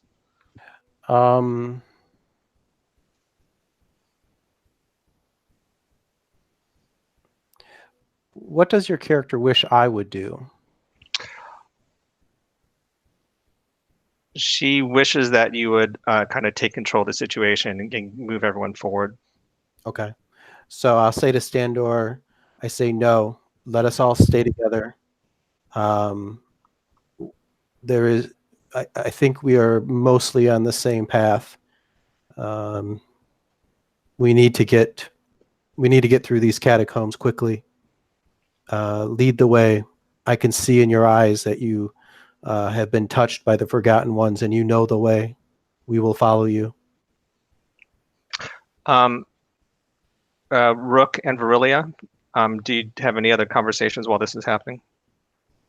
Or with anyone else, like with the Colonel, for example? I mean, I feel like, yes, there is like conversations like, all right, whatever. I do want to approach the Colonel because I single him out earlier. And Okay. sort of, say, you don't like this situation, do you? Any more than I do. I follow the prince's orders, and the prince says we must follow this woman. Oh, I thought he was a lieutenant. We made him a captain. He's like one of your lieutenants. Okay. And I know he's a colonel. I gave him a rank of a colonel, but he's one of your lieutenants. Yeah, I follow my prince's orders. But once those orders are complete, then we seek our own path. I say, I am uneasy with this woman and her forgotten ones. Sort of gesturing to Lady Zanstra. Okay. Say, I was charged to follow her. Okay. So on that we have some common ground, both feeling unease at our appointed missions. Okay. He kind of nods and says, "What do you propose? Do you propose that we break our agreements?" I'm still committed to making it to the capital, to intervening. I think I can still cut out something for myself. Well, I don't know what you're proposing then. If you have no plan. I say that we take a path, make haste to the capital, let all those who would follow us, and see what awaits us. Okay. We were going to do that anyway. So unless you have a different path that you wanted to follow, any different proposal, perhaps we could talk. And I think I have noticed, or has I mean, that's a good question. Like, has White Ruin and Standor been discussing? No, and their things openly? They've been talking, and here's the thing with both Standor and White Ruin: they're of everyone. They're the ones who are saying what they want, and they're just kind of telling everyone. They're not hiding anything. They just say, "Hey, we want to do this." So they're not like being deceitful. They're being actually super wide open. So yeah, I'm gonna say no subtlety, boys. They're making their plans and their declarations. They wish to follow this path according to the dark powers that they seem to follow. He says, well, Colonel Rask says, if you are at the point where you decide not to undertake this path, then we will make a decision. I would prefer to follow whatever path they don't. Okay. Well, we still have a little bit of time, so if you see an opportunity, you signal to us, and perhaps we will follow you. Sort of nod and make my way back. Like, if you don't mind, like Verilia could be overseeing this. Do you need help talking to people?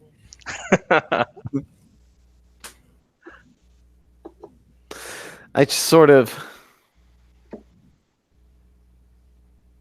give a really curt, abrupt. I'm fine. Are you okay? Like, a bit like, because I feel like we're both dealing with some insanity. Yes. The prince is obsessed with this shit. Seems your patron's obsessed with this shit. I'm not obsessed with this shit. I don't think you're obsessed with this shit. Profit could be made regardless of whatever this shit is. sort of falls into thought. In all honesty, I have no real understanding of ambition, but certainly you have at least your own spark. Hmm. What would you advise me to seek out in this city? Well, I don't know what else is in the city besides the Forgotten Powers. I know that we've had arrangements before about dealing with the Bloody Fist, and I we know could there will. end that, and that I would know. be a boon to all, and every kingdom would be at what's the how do I phrase it? Be very grateful. In our debt. Yes, in your debt. And I made mention of your band and skill to the prince before, so to help eliminate a threat, you could possibly get compensated for that if one Well, desires. blood and a fight are the two things I was seeking in the city.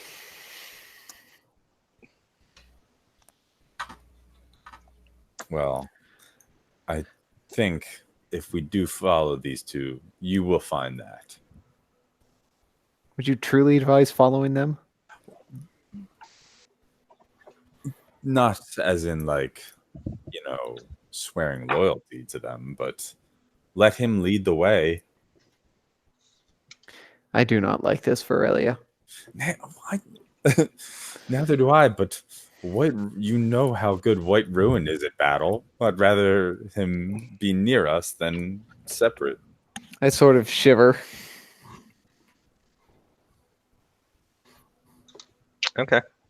That was really interesting, but I don't think anyone has actually changed any plan. Yeah, but basically, Varela's like, if you want to go a different path. I think at this point I'm okay following them. Okay. Okay, so Standor, you might be the only one who knows the real way for the rest of the catacombs. Okay. It doesn't matter which bridge you take at this point. They're both valid, but you do hear that raven cawing in the distance. Does Standor doesn't have any context of Bloody Fist? Everyone knows Bloody Fist. Bloody Fist is a terrible warlord and possibly the equivalent of White Ruin's strength, and he leads the most powerful army in the land. So okay, so is this crow along the path that we, or the sound of this crow in the direction that we're seeking, that I intend for us to go? No, you think that the crow is somewhere in the cavern. You just don't see it. It's watching you, and it's probably signaling some other person or thing somewhere along the way.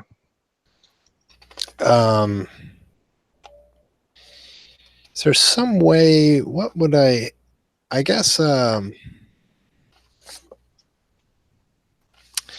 I guess I would try to harness the unspeakable power and just kind of Kill that crow. Yeah, kill that crow. All right, you reach out with the unspeakable power and try to silence it. Okay, why don't we make a roll? Yeah.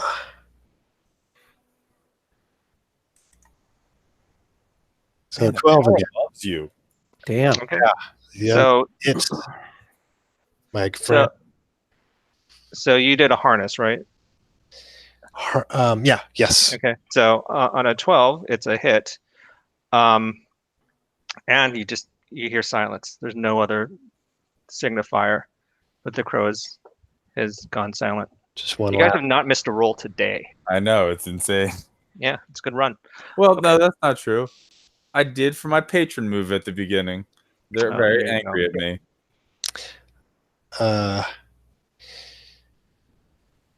So, well, I mean, I don't know if you do the rest of the party really nobody else knows that I have this insight into the way. No, they all know it. Yeah, we all know. These guys aren't idiots. They know that you are close to it. In fact, you tell people that you're close to it. That's the whole point of being the beloved. They Yeah. they know I magicked it. All right, so You're not subtle, so. got Yeah, like I a mean, housing rod. I'm like, okay, this is the way. you're openly telling people that you and it are basically lovers, and it does things for you. Okay. Okay. So Lady Zanstra looks at everyone darkly, but says, "We must be going." Yeah. So let's follow away. I want to, hang back and talk to Rook some more. White Ruin will be right up front. Yeah. So, regardless of whatever we encounter, because she's talking to Rook, your Lady Zanstra seems disposable. You're muted. I don't know if Yeah. I don't know your thoughts on that, but she doesn't trust me, and I clearly don't trust her. I confess, I was sent by my guild to work with the Duke, who was to give us benefits. The Duke died before I could arrive, and he charged me with following Lady Zanstra. Well, I have been questioning this decision ever since. Well, if you don't mind me saying, I don't think he'd care what you do. He's dead.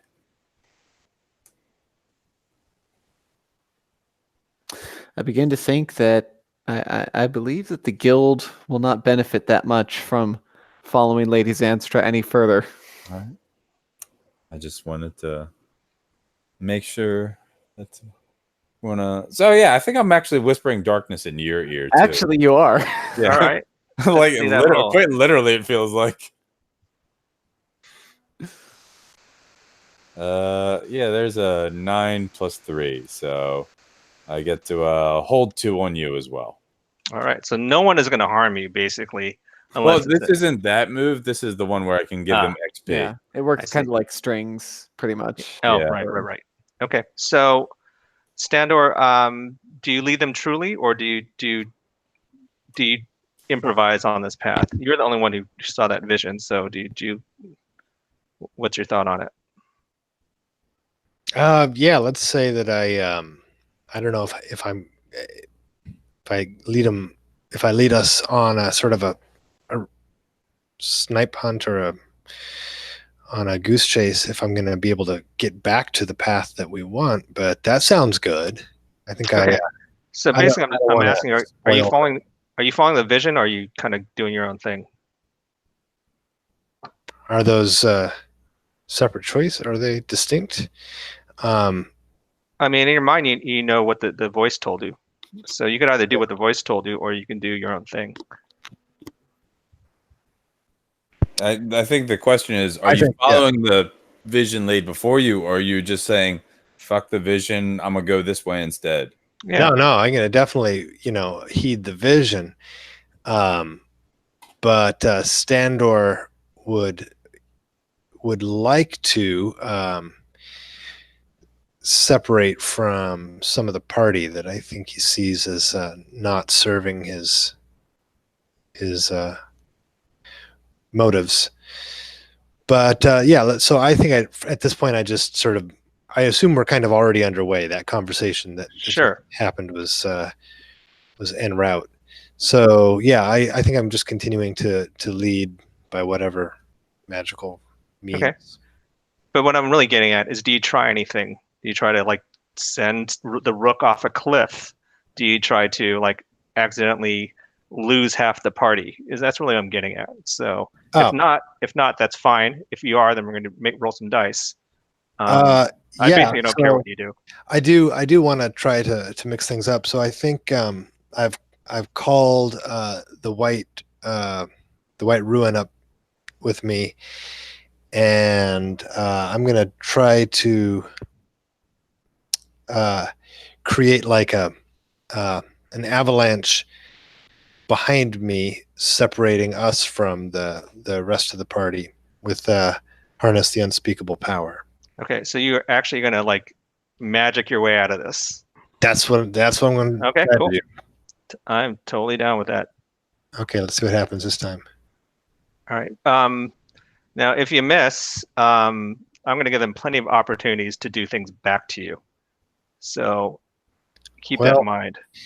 Yeah, I already rolled it, and I keep Okay. rolling. Good rolls. This one's a 10 with Okay. +2, right? It's arcane. Sure. Yeah, so it's a 10. Okay, so on a 10, when you harness the unspeakable power, you do it. So you guys are proceeding along, and suddenly there's a cave in. Since Verilia and Rook are towards the back, you are separated. However, Rook, you are super fast. You are a warrior. You could face duress and try to charge on through anyway. Really, it's less fair for you. But so here's a question. Sure. Because he's charmed, isn't this acting against me? This would be he is acting against you. So what does that do that? Well, he can either like spare you, so you'd be on the other side of the avalanche, or the cave-in, or I don't know. So he does have a hold on you. You can't do that against him, Davey. Do I? Okay. But Rook, you could do anything you want. What is this? So can I do the refuse an obligation, duty, or debt, or does that not apply in that? This is a separate move. Yeah, no, this is not an obligation. This is a charm move. Okay. So 2 hold on you. This is the one where like there are specific things you can do to get rid of the hold. Yep. Well, I guess maybe should we just retcon the whole thing and go back? No. Like you could as long as you say it happens like after I pass it. Yeah, if you're just trying to eliminate Rook, you could do whatever you want. Yeah. So all right. Okay. Varelia might have moved up to me to stay safe. Sure. So you waited for your moment. So maybe the three of us. All right. So maybe Rook, Varelia would be back with Rook so that something can happen there. But no, it's pretty clear. You Rook, can't. But like physically, like you cannot do that. Not Varelia. I'm sorry, Xandor. White Ruin. Lady Zanstra. Lady Zanstra. Okay. Should she be back with Rook? I think like maneuvering 5 people around. Let's just say you're going to eliminate Rook, and we'll go from there. Right. So there's a cave-in Rook at an inopportune time. However, you easily get out of the way, so you're not in any danger, nor any of your men. However, you do have the option of going through it.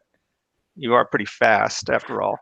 But okay, so and if I don't try to get through it, like I'll have would I have the opportunity to like I'm thinking like I'm just gonna let it collapse and then go around, find another way to the capital, and come back with the vengeance. Because you do have a map, right? That is very much an option for you. Yeah, that's what I want to do. Okay, then you're gonna take an advancement for that. Not advancement. You're gonna take an advancement point for that because you agreed to do it. The rest of you, there's a sudden cave-in. This is of no surprise to actually any of. What is the point for? To advancement, because you agreed. Basically, there's a negotiation process. You don't have to like just take it. So I'll give you the advancement point. So yeah, the rest of you actually are pretty clear on what happened. Standor said some words, and he caused the cave-in. There's no surprise. Why did you do that? Well, me? What? You cannot deceive us. We all know that you were behind that. We all heard your words. Rook was just a burden to us. We'll see her again, I suspect, but for now we can do better without her. White Ruin will just kind of look at the wall and then back to Standor, think for a second, and say, it's probably for the best. Zanstra just wanted me to kill all of them. Let us get to the Forgotten Ones. The three of us can accomplish our goal. Yes. So Lady Zanstra is not to be seen. Maybe she was the cave and got her as well. Rook, Lady Zanstra is not on your side either. Uh-oh. Well, good riddance. She's surely on the other side with the rest of those.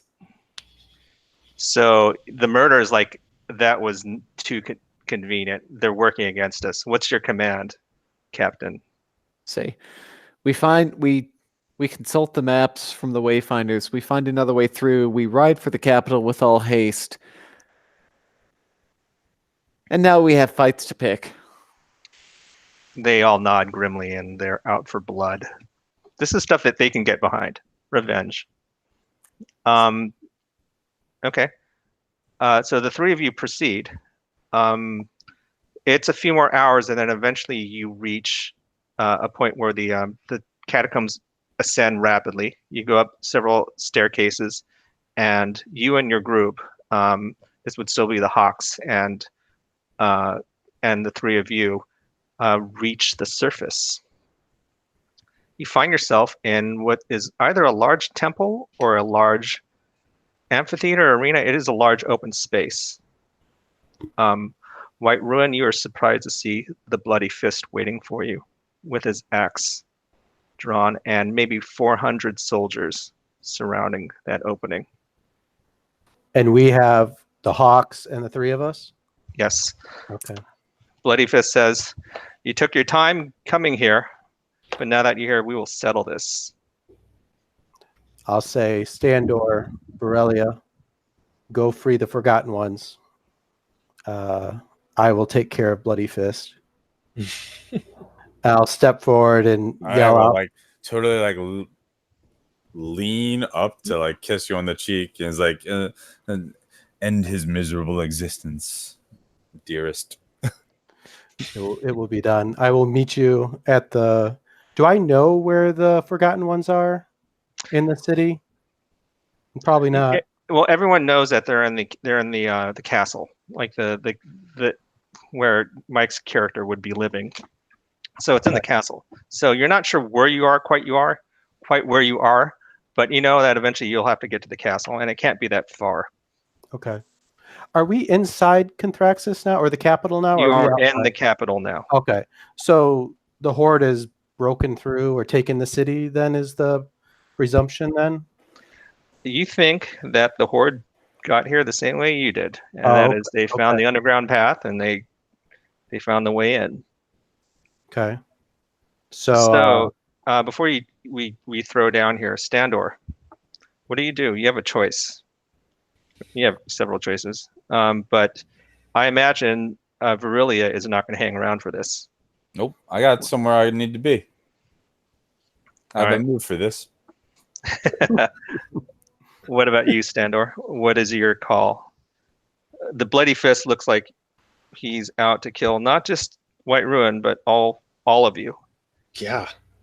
It's grim. So is he in between us? Is there any sort of way to... There's an army of them. Away? I mean, there's an army, yeah. 400 some. That is less of an issue for Virilia because she has a way out in her playbook. Fingers crossed. For you, you'd have to do something. You have to figure out a way.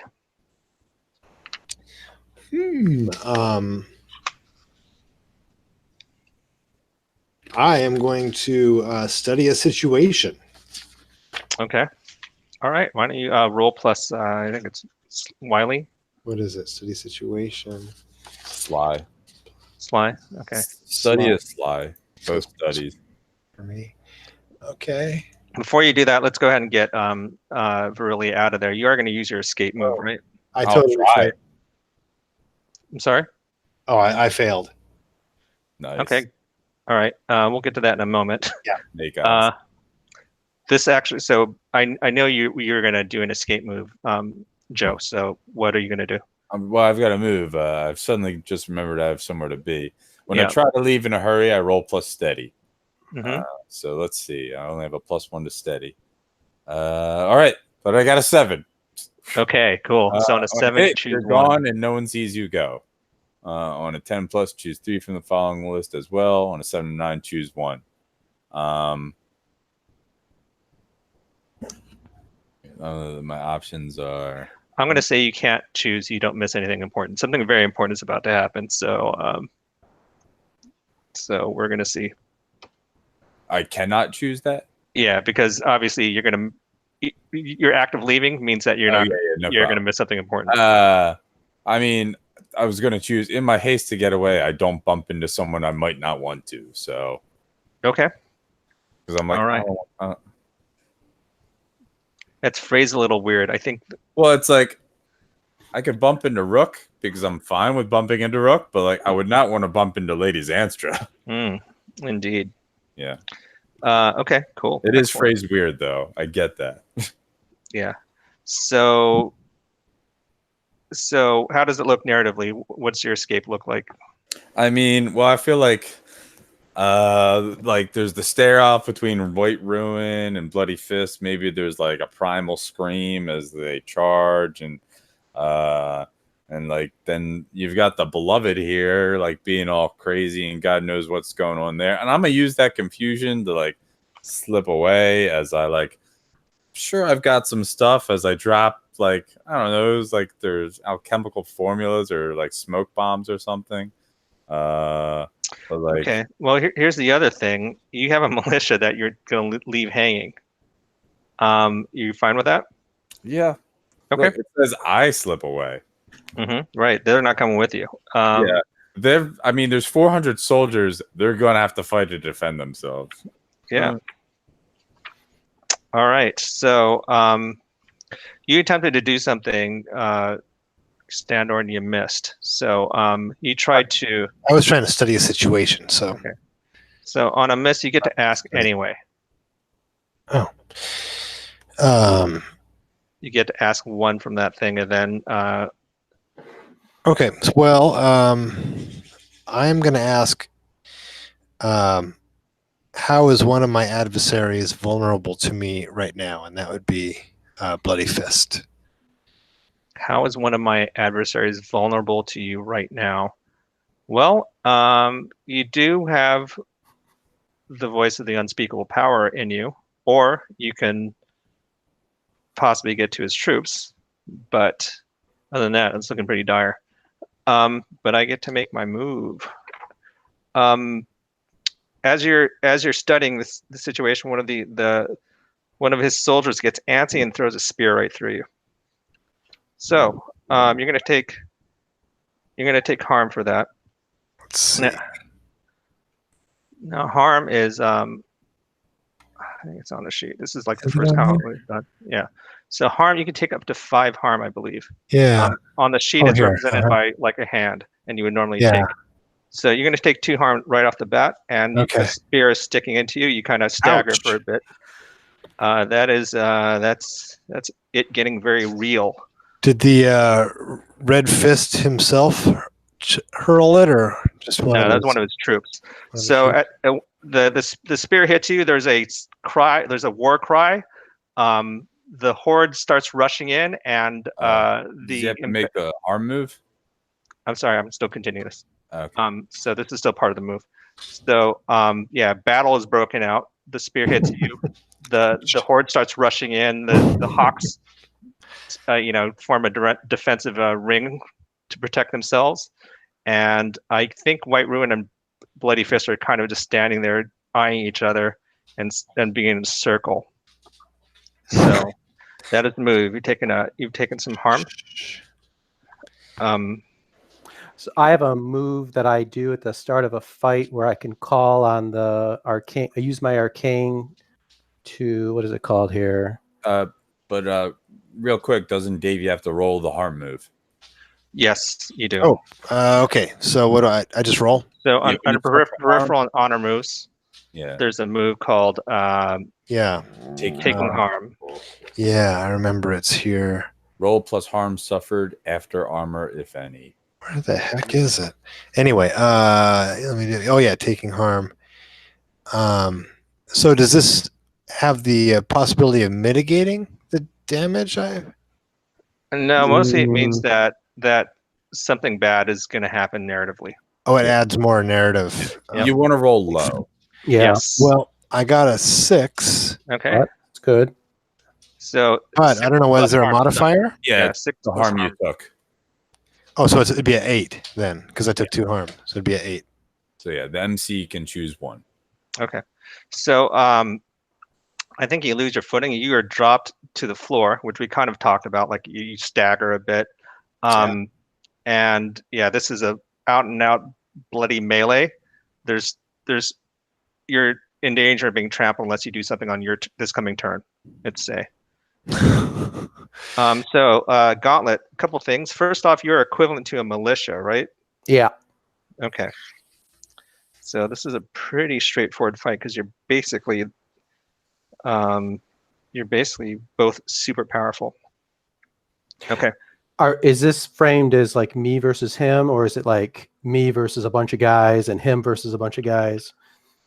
It's gonna be a pretty straight fight. So there's not gonna be an advantage for one side being bigger than the other. Okay. You are the Gauntlet, and this is the whole point of your character. He is a powerful warrior. I think it all evens out. Okay. So so it's a pretty straightforward thing. So the send an army for I will not relent is kind of a non-factor here, or do I get the +1 harm and the +1 armor against him?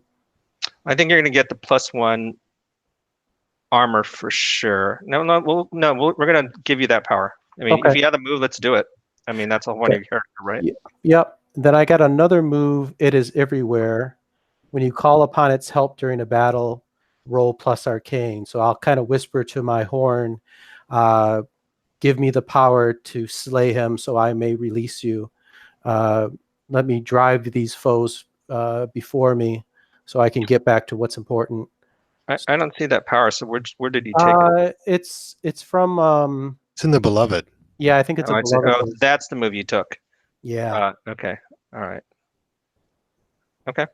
All right. So it's +arcane.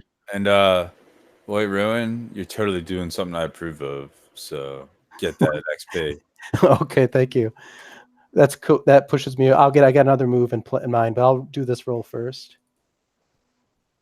Oh, that's a 4. Okay. So on a 4, like you make a noble, very powerful attack on him. I think he anticipates. He knows you very well. He studied for this fight, possibly knowing that it would come down to this. This one has it says on a miss, it rebukes your pleas, take -1 forward for the combat. Wow. Yeah. You open your heart up to the darkness, and it says it not only says no, but it is actively watching you suffer, I think. Okay.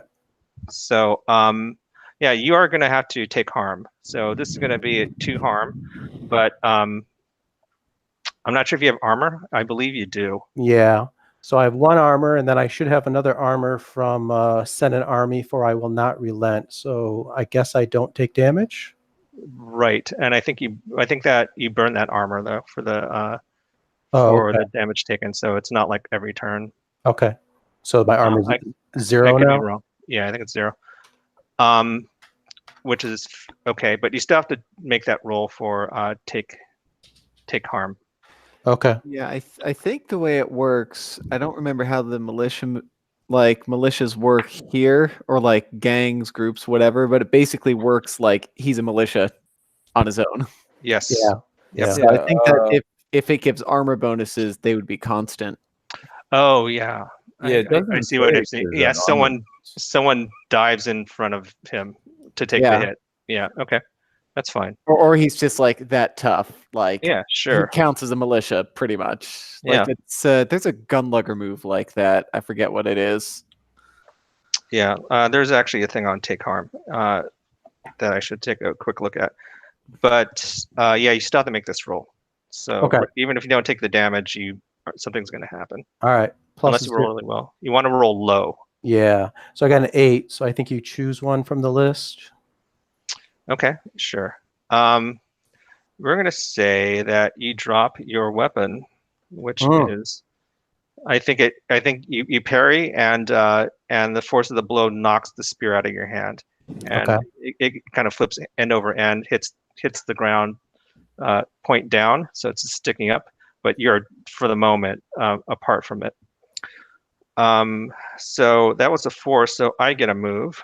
Actually, that was part of the move, is that you get harm. But we're gonna go back to we're gonna do a quick update for Rook, and then we're gonna talk about what's happening with Virelia, and then move back to Standor. So Rook, you eventually find yourself ascending through the catacombs, and you appear, we're going to say, near a cathedral. So you've entered up through, like, literally the graveyard. There's no one around. The city is super quiet, eerily quiet. You think you might hear combat somewhere in the city, but you're not sure where. But one thing's for certain, you see the castle. It is only a few miles away on horseback. That is no time at all.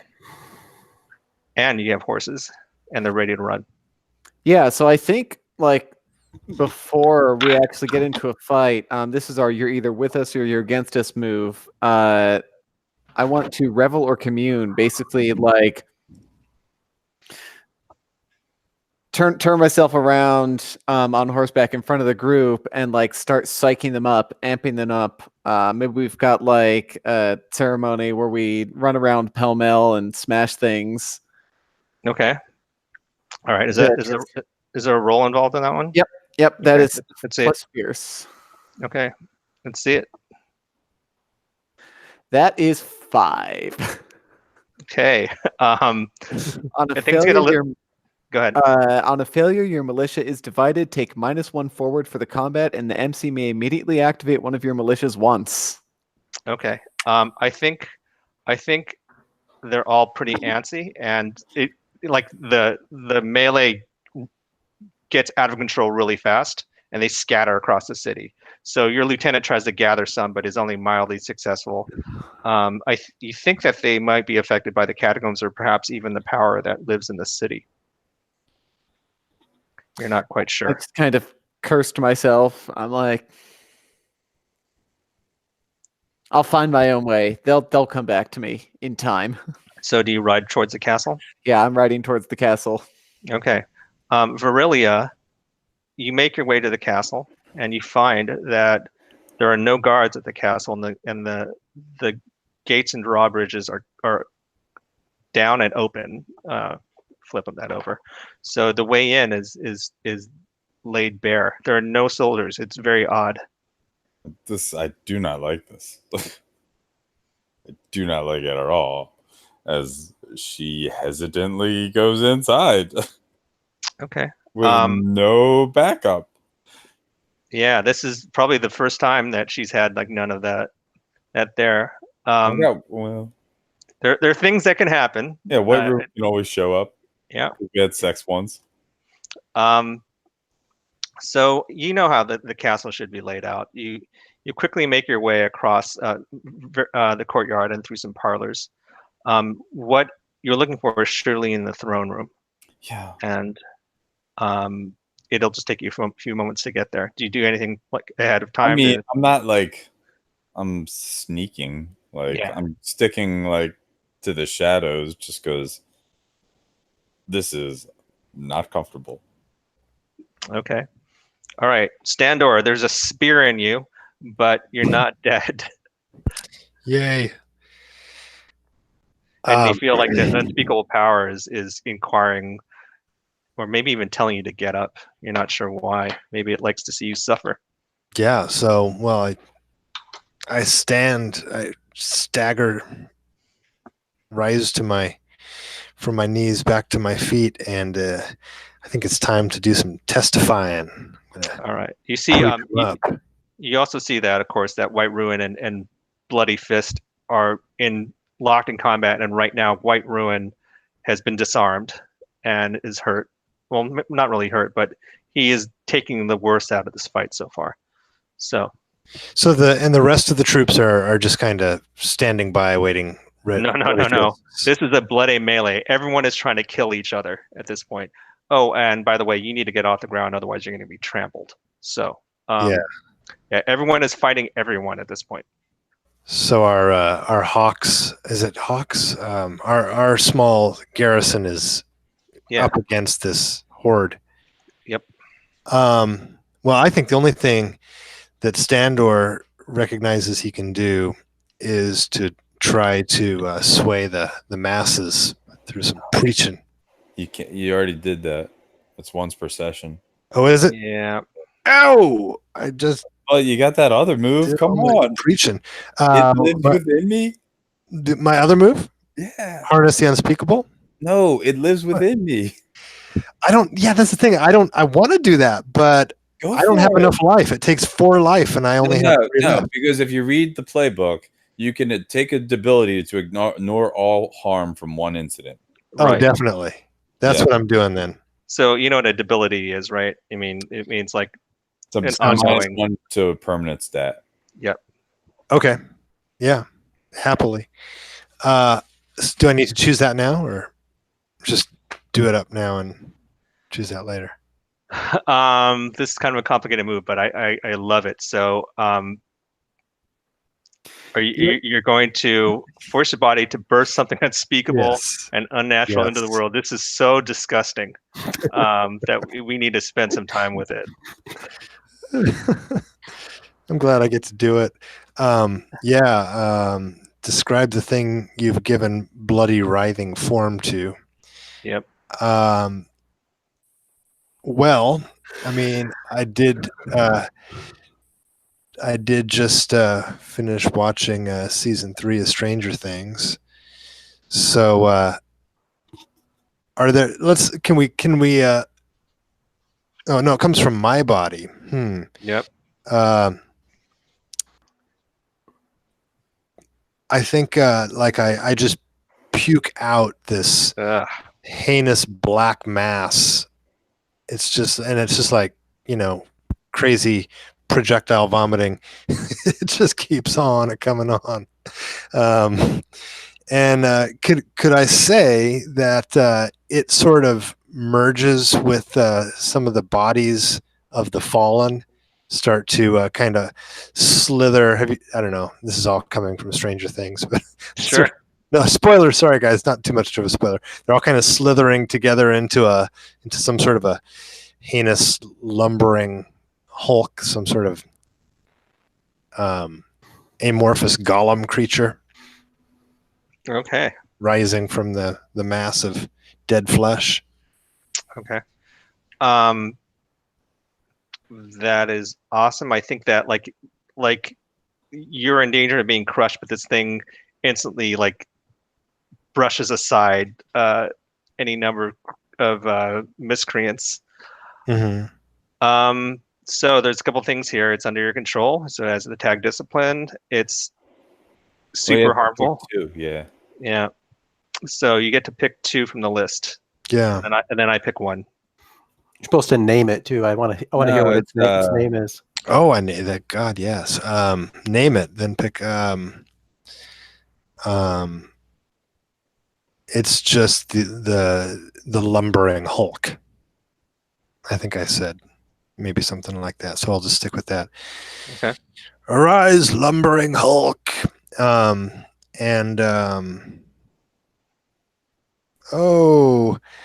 will say it's under my control and it inflicts truly terrible harm. And then you pick 1 from the following list. Yeah. You are not its only master. Oh, yeah. Yes. Okay. So I think that everyone around you stops fighting for a brief moment. Like, what the fuck just happened? And they're stunned. What does White Ruin think of this? No, I think that for a moment, Bloody Fist his attention's turned. Like, what the hell just happened? Mm-hmm. So, what do you do, White Ruin? I think I'm impressed. by Standor's power. And clearly this is a creature of the Forgotten Ones. So I give him a look of amazement, and grab my horn and try to kill Bloody Fist. Yeah. All right. So that is a directly engage or. Engage in combat. Yep. Okay. Let's see what happens. Did you make sure to get that advancement first? Oh boy, that's 15. Got boxcars. All right. That's a very good roll. So I'm going to battle aggressively. So I'll get +2 harm, but I'll take 1 extra harm. And then I'm going to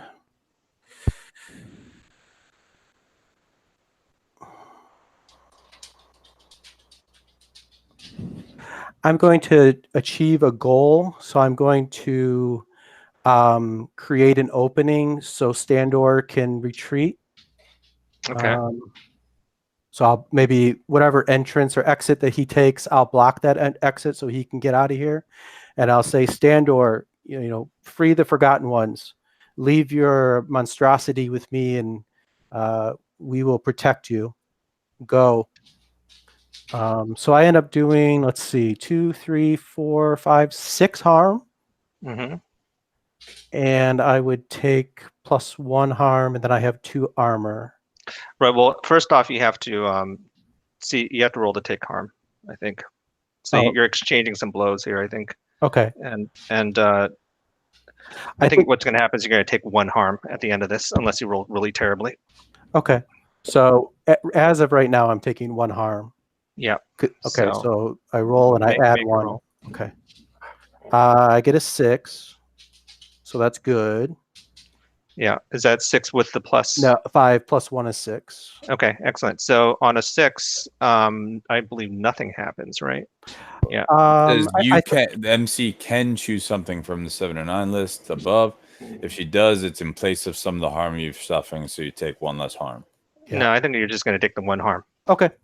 So you dealt him a grievous blow. The Bloody Ruin staggers on that fierce hit, and the creature is like already starting to gobble some of the militia around him. So it doesn't also appear to be very picky. So Hawks and Horde are being chewed up indiscriminately. Standor, what do you do real quick?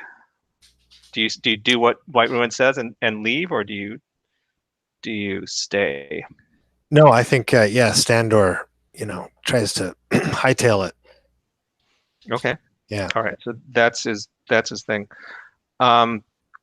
So we're gonna probably go a few minutes over at 7:40, but I just wanted to tell you that we're kind of in hard frame territory. So things are gonna happen right now, so you could try to wind this up. Is that all right with everyone? Yeah, it's great. Yeah. Okay.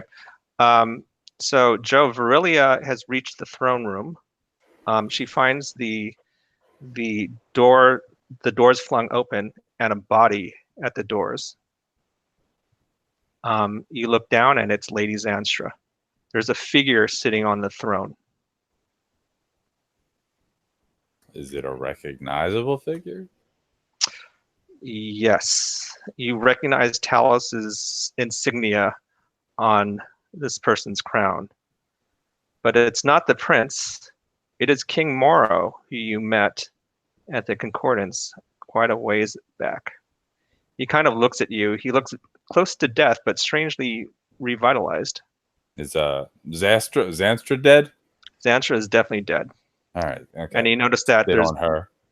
There's blood on King Morrow's chin. On his chin? Okay. Like it looks like he drank some blood. Yes. All right. He says, Virilia, Your Highness. I'm so glad that you made it. My foolish son sought to send you in his place, but I anticipated this. Oh, I thought he was operating under your orders anyway. He thought he was.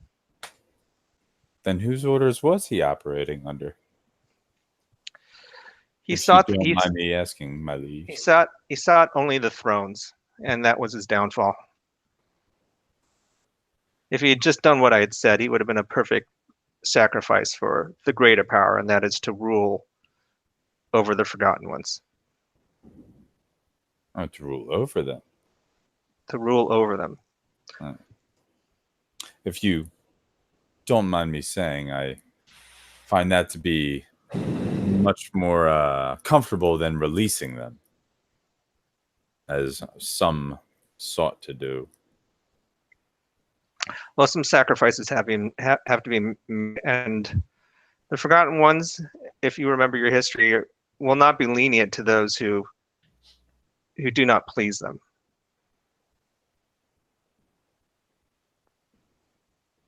You can join me, Virilia. You can be my ally and my servant in the new order of things. Well, as like, yeah, she'll start like strutting towards him, as you know, she's gonna like do what she does. Like, this is power. I am not gonna piss you off. I'm going to try to please you in any way. Sure, I'm more than willing to please you. It's wonderful seeing you so revitalized. No, you must do something. And I suspect that has something to do with Lady Zanstra. Lady Zanstra had her own motives, and she was found wanting. I need you to stand in the center of this throne room. There is the very seal that keeps the Forgotten Ones from coming in this world. Surely, I could find someone to do this for you. No, it must be you. And he smiles, and he notices his teeth are bloody.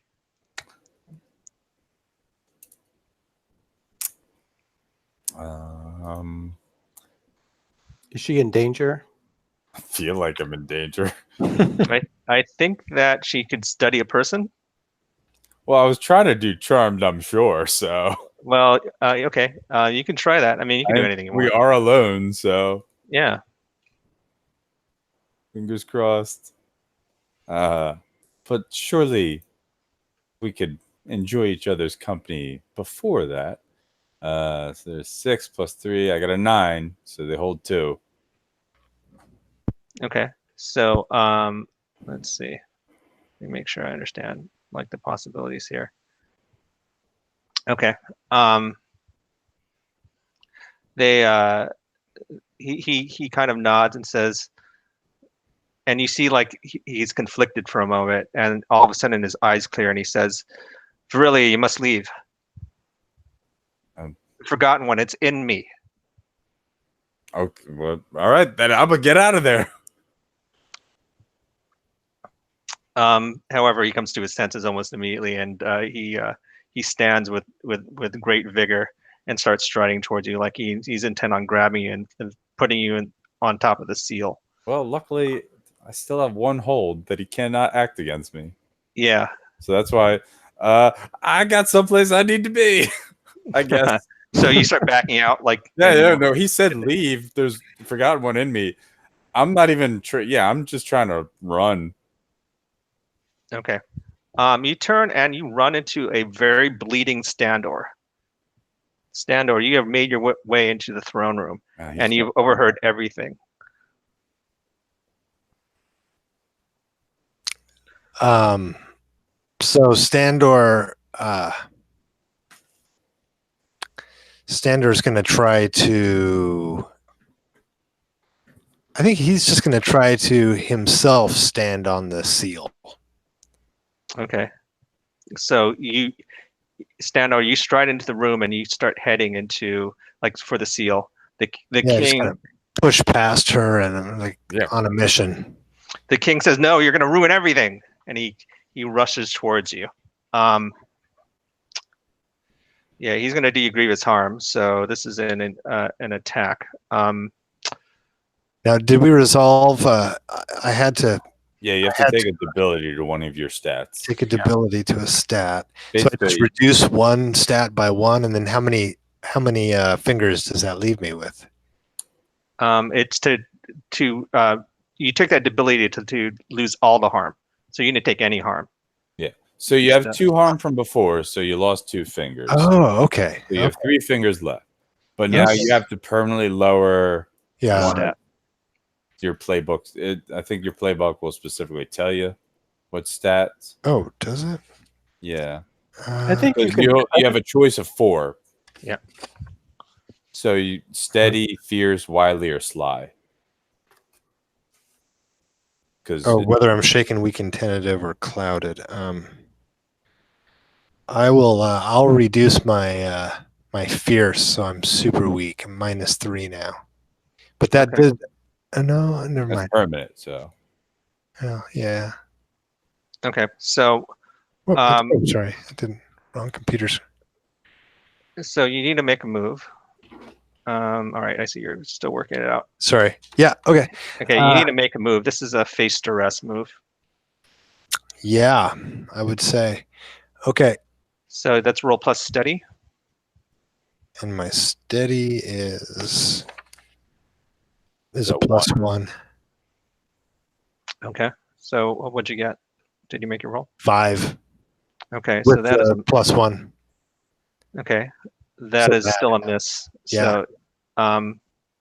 So that's a miss. The king grabs you just as you get to the seal, and now you both are kind of struggling over it. You're kind of hovering, and both trying to like he's trying to keep you off the seal. You're trying to get to it. You notice that the seal is humming. Something is happening here. Rook, you take your steed, and you notice the castle is very still, but you hear some kind of struggle happening from above and below. So knowing what you already know narratively, you have a choice. You can either go help White Ruin, or you can see what's happening in the throne room. Yeah, let's say we busted in that throne room scene. Like, yeah, like you'll totally find me trying to rush the other way. Well, I think you burst in from the opposite side of the throne room. Nice. So between you and Virilia, who turns back to see you, oh yeah. you see you see Standor and the king, who is looking oddly ghoulish, struggling in the center of the seal. well, I've had enough of like weird, creepy stuff going down. I have a short bow, and I'm not afraid to use it. Oh. All right. You pull that out. I approve. So get an advancement point. All right. But who are you going to shoot? I'm I don't think it matters. I'm going straight for the king right now. All right, Who's let's looking see like it. super ghoulish and all that. All right. So this is engage in combat, unless you have a move that's even better. Yep. So that's plus fierce. So let's see it. All right. That is. Well, remember you got the advancement before you rolled, so I don't know if that helped you. But that is a 6 because of the -1 forward. Oh yeah, that happened. Okay. Yep. So that is a miss. I think the arrow goes flying Should have past. raised your fierce real quick. I think the arrow goes flying past the king. He manages to shove Standor to the ground, and he gets on the seal himself. Something is happening. We're going to go back to White Ruin. White Ruin, you have staggered Bloody Fist. The whole courtyard, or this whole this is actually an arena.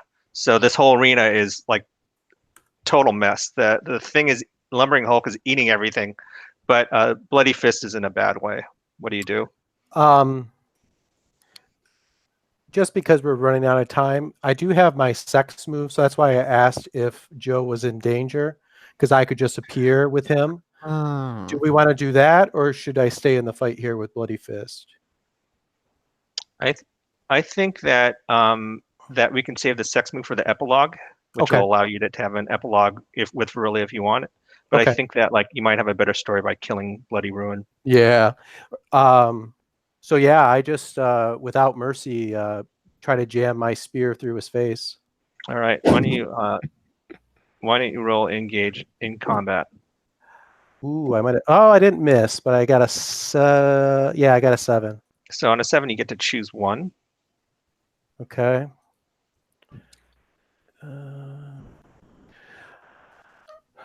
I am going to. He's pretty badly hurt, isn't he? I'm going to attack with vigor, so I just do +1 harm. Mm-hmm. So I'll end up doing 2, 3, 4, right? 4. I get 2 +1 for my horn, +1 for this, plus another one for being a militia. So that's Oh, yeah. 5 harm. Yeah, And you've heard him really bad, but he also has armor. So, but Okay. this may very well end it right here. Why don't you roll take some harm yourself, Okay. and then we'll hash out how this works narratively. I got a 9 because I'm presuming I didn't take any actual damage. Mm-hmm. So I got a 9. So what's that? Oh no, you yeah, you're right. So on a 9, I get to choose one. Yep. So so I think that you kill him first off, and you lose your grip on the spear again, and it falls to the ground. Okay. I think you stagger for a bit. No, we're going to say you lose your footing. You stagger for a bit, and you kind of fall to your knees, like you've done like the heavy attack, and you kind of like pushed all the way through him, kind of like you know, the fight in Excalibur where you shove the spear all the way through him. Yep. I was thinking the same one. Yep. And you stagger, and when you come to, it's strangely quiet, and you look up, and the lumbering hulk has disappeared, and there's still maybe 50 horde there, but they've all stopped fighting, and they're on their knees, and they offer their weapons up to you. Apparently, you are the new leader of the horde. Sounds good. So, Standor, you get one more thing before we're going to wrap this. So, the king is on the seal. Something is happening. You see the life being drained out of him. What you think is happening is the forgotten one that is in him is being sucked into whatever this vault is. You have a choice at this point. Okay. You tell me what you want to do, and we'll see what happens.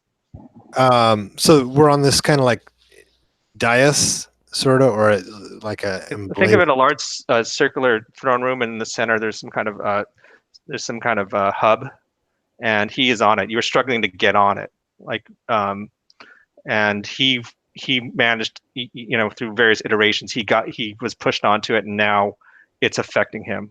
Something is being drained out of him. You know, I think the thing to do right now is just to watch what happens as he gets his life force sucked out, and it seems like a process is already underway. Besides leaping onto it myself just for dramatic effect, which I don't think I'm going to do. Okay. I think though, watch what happens. Yeah, I think what would be appropriate though is if you whisper in the unspeakable power to see what's happening. Oh yeah. Excellent. That's what I do. So normally study situation would also be it, but I think whispering right now would be more your kind of scene. Yeah. So that's a 7 plus it's a 9. Okay. So you feel the ground shake as the forgotten one is pulled into the vault. The castle is starting to crumble and burn. You come back to your senses, and you feel yourself being drawn out of the room. You sense that Rook is riding past you and sweeping up and grabbing Virilia. I think Joe has signaled me to do that. I was signaling to Rook, but get another XP, Rook. Yeah, I mean, I totally would be trying to, you know, salvage the situation in whatever way I could.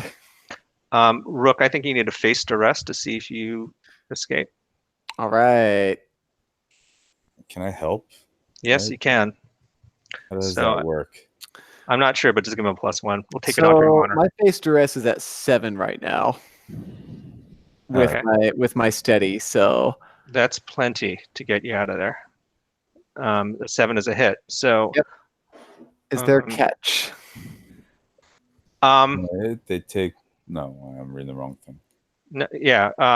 You ride hard, and you lose sight of Standor as the castle starts crumbling about you.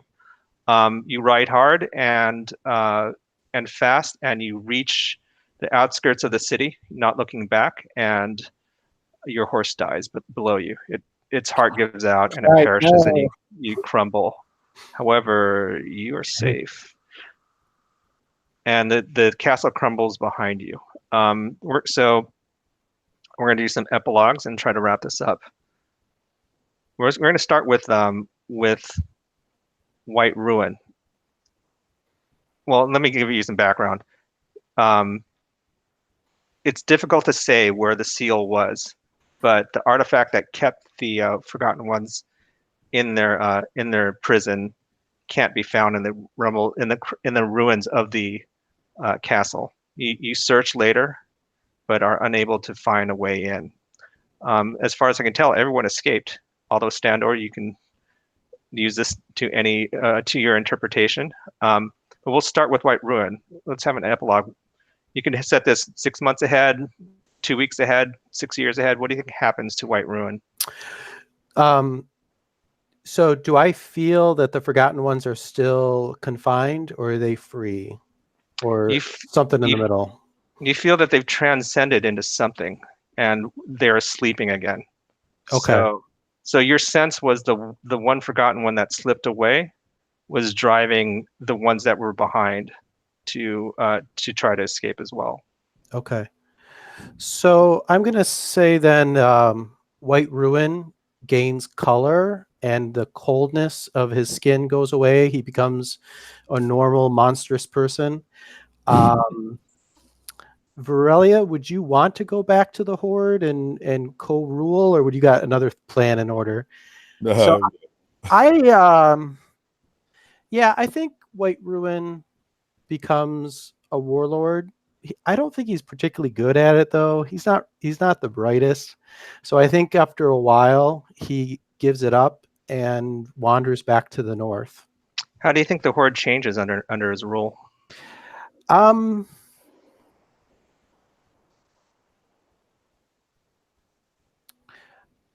I think, maybe that the influence of the Forgotten Ones has faded. So maybe they try to settle somewhere.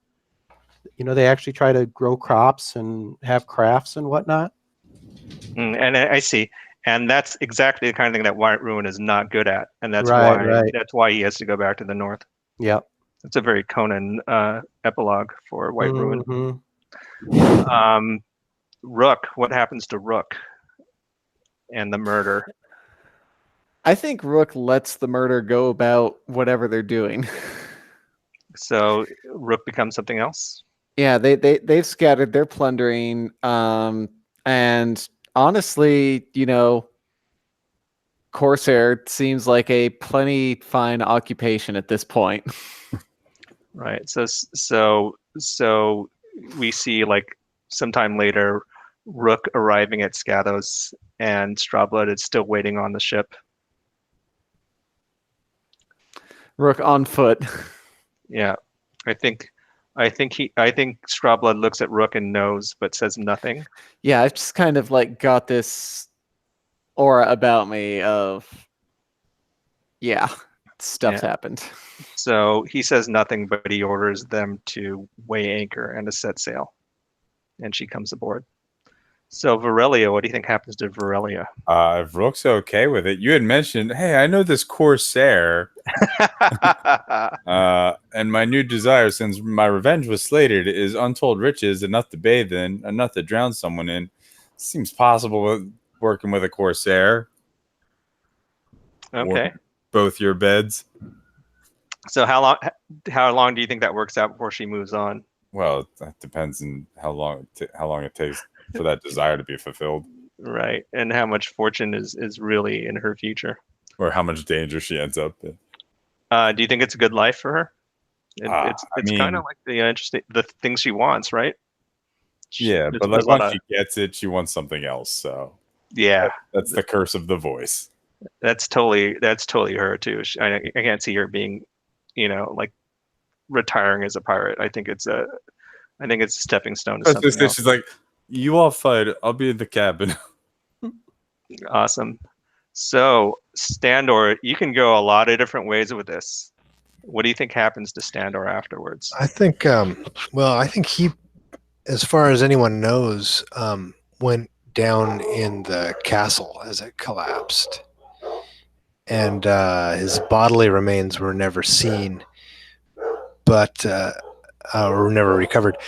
But his protege, Timo, I think I said, communes with him regularly in dreams. Comes to him in dreams, and Standor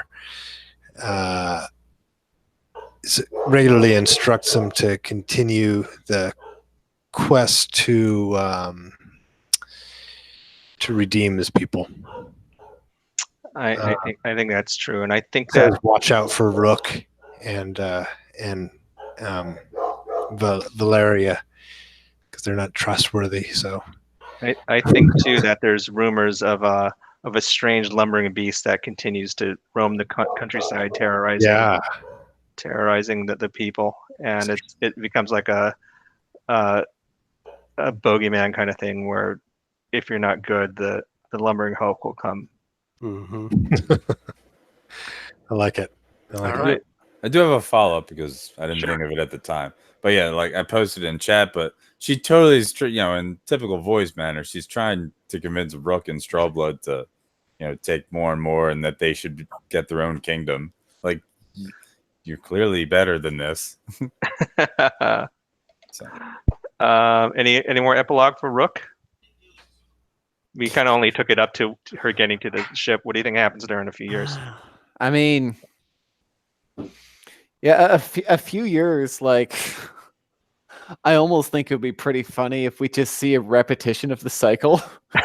like Rook breaks off with a single ship and goes off raiding in various parts, detached from the fleet, like starting trouble yet again.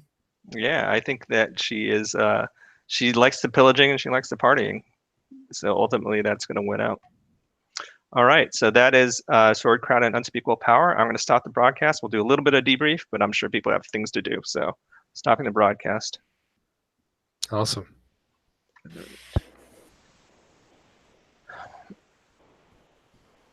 Once I can figure out how to do this.